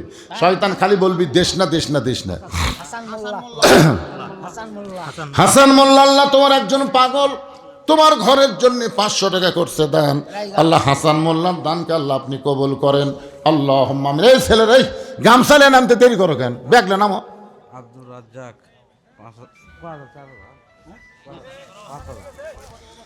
আব্দুর রাজ্জাক নাম লেখেন। আব্দুর রাজ্জাক নগদ না বাকি? তো দেন টাকা হাতত দেন এবারে।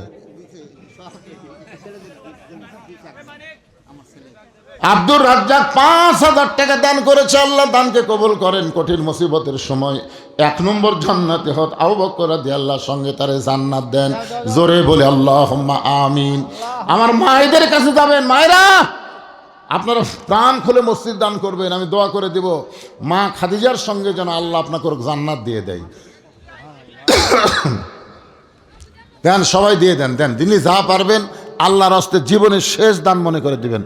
এই মসজিদ কমিটির সভাপতি কে? এই মসজিদ কমিটির সভাপতি কোনটা? মসজিদ কমিটির সভাপতি রে বা সভাপতি এখন হয়নি? আচ্ছা ঠিক আছে, এলোমেলো ঠিক করে নেবেন। সুলতান মাহমুদ মালদ্বীপ না মালয়েশিয়া? এ ভাই একজনও যেন ওঠেন না, ভাই একজনও যেন ওঠেন না। অধৈর্য হবেন না রে। অধৈর্য হওয়ার কারণেই মানুষ কষ্টের মধ্যে পড়ে, অ্যাক্সিডেন্টে পড়ে। আপনার দেখেন তো যারাই অ্যাক্সিডেন্ট করতেছে খোঁজলে দেখবেন যে বাসা যদি থাকে, কেন ভাই তোর অ্যাক্সিডেন্ট হলো কেন? এ অধৈর্য ভাই, এ অধৈর্য হবেন না। ইন্নাল্লাহা মা'আস সাবিরিন, ধৈর্যশীলদের সঙ্গে আল্লাহ থাকে। তো ইনি কি দিবেন? যাই মালিতে আছে কি দিবেন? ও উনি সভাপতি হবে।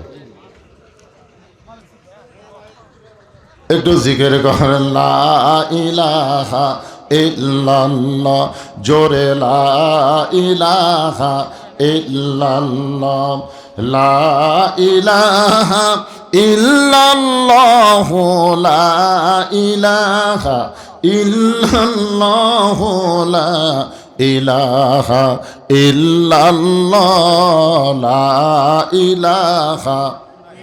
এই যে কিছু লোক যে উঠে আপনারা যাচ্ছেন, আপনারা কি বুঝলেন? যাওয়াটাই বড় পছন্দ করলেন, যান। আল্লাহ বাড়ির যাওয়ার আগে বহু মানুষকে হাসপাতালে নিয়ে যায়, যায় না?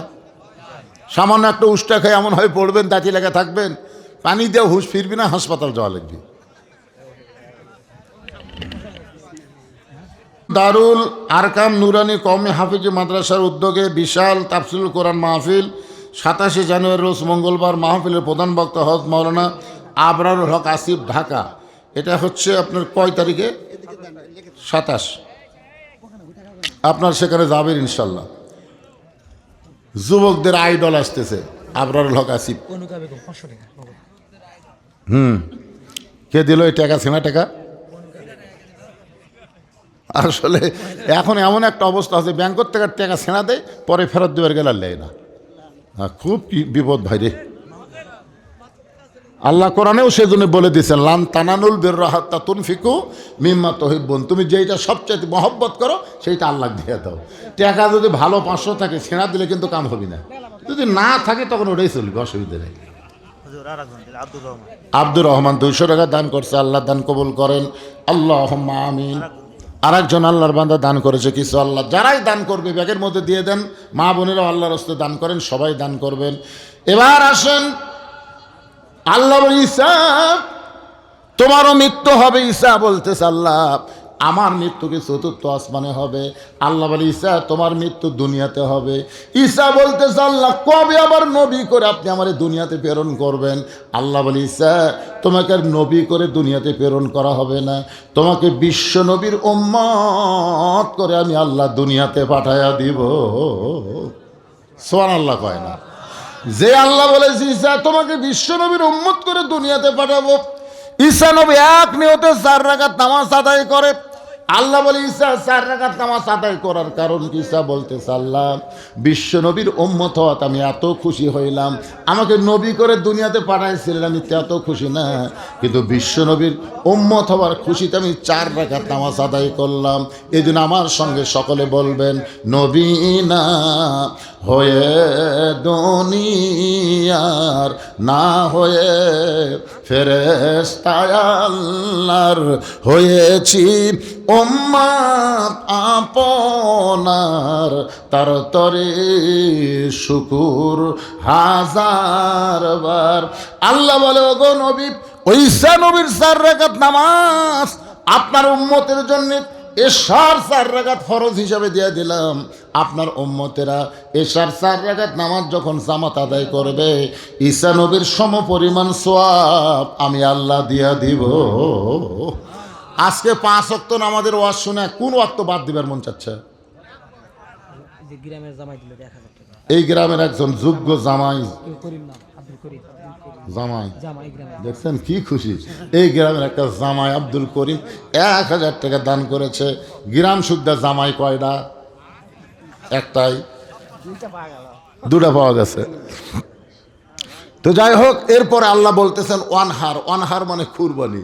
আপনারা বলেন তো, এই শীতের দিনে ফজরের নামাজ জামাতে আদায় করা কিন্তু বিশাল কুরবানি। ধরে কোন কথা ঠিক কিনা? কুরবানি মানে কি? কুরবানি মানে উৎসর্গ করা, কুরবানি মানে ত্যাগ করা। আপনি বলেন, আর সালাতু খায়রুম মিনান নাওম শোনার সাথে সাথে যে তোষক ল্যাপ ত্যাগ করবে, ঠান্ডা পানিতে ওযু করবে, এর চাইতে বড় কুরবানি তো গরু জবাই করলে হবে না। কথা কন না কেন ভাই রে? এই সময়, এই ঠান্ডার সময় আপনি কি মনে করছেন?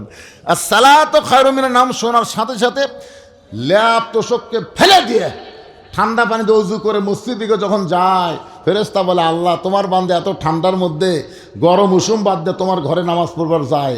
আল্লাহ বলতেছে, আজকে যদি বদর যুদ্ধ হতো, এরা বদের যুদ্ধের সৈনিক হয়ে যেত। জোরে কর সুবহানাল্লাহ। এই জন্য নামাজ আর কুরবানি, এই দুইটার বিনিময়ে আল্লাহ পান করাবে হাউজে কাউসারের পানি। এই পানি পান করে কেউ যদি জাহান্নামেও যায়, আল্লাহ জাহান্নামকেও তার জন্য জান্নাত বানাই দিবে। এই পানিটা থাকবে আমাদের নবীর হাতে। জোরে বলেন, কার নবী? আমাদের নবীর হাতে। আমাদের নবী আমাদের ভালোবাসে কম না বেশি? নামাজ 5 ওয়াক্ত আদায় করে দেন, আর কোনো টেনশন নাই। আল্লাহর একজন বান্দা 500 টাকা দান করেছে, আল্লাহ দানকে কবুল করেন, আল্লাহুম্মা আমিন। এখন ইস্তেগফার করুন, আস্তাগফিরুল্লাহ রব্বি মিন কুল্লি জামবি ওয়া তুবু ইলাই, আস্তাগফিরুল্লাহ রব্বি মিন কুল্লি জামবি ওয়া তুবু ইলাই, লা হাওলা ওয়ালা কুওয়াতা ইল্লা বিল্লাহিল আলিয়্যিল আযীম। আল্লাহুম্মা আমিন। আল্লাহুম্মা আনতাস সালাম ওয়া মিনকাস সালাম, তাবারাকতা ইয়া যাল জালালি ওয়াল ইকরাম। আল্লাহ তোমার বান্দারা কত কষ্ট করে মেহনত করে হাজার হাজার টাকা খরচ করে এই জান্নাতের বাগান লাগাই দিছে আল্লাহ। আর তোমার অনেক বান্দারা আরামের বাড়ি আরামের ঘুমকে বাদ দিয়া ল্যাপতোষকের মহব্বত কলিজার মধ্যে থেকে বের করে তোমার কোরআনের মহব্বত কলিজার মধ্যে নিয়ে এই জান্নাতের বাগানে বসে বসে দীর্ঘ সময় পর্যন্ত নামাজের আলোচনা শুনেছে আল্লাহ। মেহেরবানি করে আজকের মাহফিল আমাদের সকলের হেদায়েতের জন্যে, নাজাতের জন্যে, জান্নাতের জন্যে কবুল করো। এই মাহফিলের শুরু থেকে শেষ পর্যন্ত যত আলোচনা হয়েছে আল্লাহ, এর মধ্যে যদি ত্রুটি হয়, এর মধ্যে যদি ভুল হয় মাফ করে দাও। এর যা হাদিয়া মঞ্জুর করো সোনার মদিনায় নবী পাকের রওজা মোবারকে আল্লাহ কবুল করে নাও। তামাম আম্বিয়ায়ে কেরাম, আসহাবি কেরাম, তাবিনী কেরাম, তাবা তাবিনী কেরাম, তামাম পৃথিবীর মাটির নিচে যত মুমিন মুমিনা শুয়ে আছে আল্লাহ, সকলের আরওয়াফরে হাদিয়া কবুল করো আল্লাহ। আমরা যারা হাত তুলেছি আমাদের মধ্যে জনম দুঃখনী মা যাদের কবরে চলে গেছে, ছোট্ট একটা শব্দ হলো মা, এ নামের মধ্যে কি মধু, যাদের মা নাই তারাই বুঝতেছে। এই দরদের মা যাদের কবরে গেছে আল্লাহ, মেহেরবানি করে মায়ের কবর জান্নাতের টুকরা বানায় দাও। দরদের বাবা আমরা যারা হারাইতিম হয়ে গেছি আল্লাহ, মেহেরবানি করে বাবার কবর জান্নাতের টুকরা বানাও। আমাদের দাদা দাদি নানা নাতি স্বজন শ্বশুর শাশুড়ি যাদের কবরে গেছে আল্লাহ, কবরবাসীদের মাফ করে দাও আল্লাহ। এই বড় কাবলা মসজিদকে কিয়ামত পর্যন্ত কবুল করে নাও। এই মসজিদ কমিটির সভাপতি, সেক্রেটারি, কেশিয়ার, সদস্য, ইমাম, মুয়াজ্জিন, খতিব আল্লাহ, মুসল্লিদের আল্লাহ তুমি কবুল করো। আজকের মাহফিলের সম্মানিত সভাপতিকে আল্লাহ তুমি কবুল করো। আজকের মাহফিলের প্রধান অতিথিকে আল্লাহ তুমি কবুল করো। বিশেষ অতিথিদের কবুল করো, আলেম ওলামাদের কবুল করো, হাজী সাহেবদের কবুল করো, মুরব্বীদের কবুল করো, যুবকদের কবুল করো, কচি কাঁচা বাচ্চাদের কবুল করো। আমার সম্মানিত মা বোনদেরকে পর্দা নিশে আল্লাহ তুমি কবুল করো। আমি অসুস্থ, আমার মতো অসুস্থ অবস্থায় যারা হাত তুলেছে আল্লাহ সবাইকে সুস্থতার নিয়ামত দান করো। যেই যুবকগুলো কষ্ট করে মাহফিল করলো, এই যুবকগুলোকে আল্লাহ 5 ওয়াক্ত নামাজি কবুল করো আল্লাহ। যেই বাড়িতে ছিলাম কিছুক্ষণ মেহমান হিসাবে আল্লাহ, ওই বাড়ির ছেলেটার বাবা অনেক আগেই দুনিয়া থেকে চলে গেছে, তার মাটা অসুস্থ, দোয়া চাইছে, আমরা সবাই দোয়া করি আল্লাহ সুস্থতার নিয়ামত দান করো। ও মাবুদ, পরিশেষে আবার তোমার দরবারে বলি আজকের মাহফিলের সম্মানিত সভাপতি হাজী সাহেবকে কবুল করো। আমার বাম পাশে মসজিদের মুয়াজ্জিন ইমাম খতিব বসে আছে আল্লাহ, তাকেও তুমি কবুল করো। এই সোনার যুবকদেরকে আল্লাহ 5 ওয়াক্ত নামাজি কবুল করে মৃত্যুর সময় আমাদের জবানে তুমি জারি করে দিও লা ইলাহা ইল্লাল্লাহু মুহাম্মাদুর রাসূলুল্লাহ সাল্লাল্লাহু আলাইহি ওয়াসাল্লাম। আসসালামু আলাইকুম ওয়া রাহমাতুল্লাহি ওয়া বারাকাতুহু।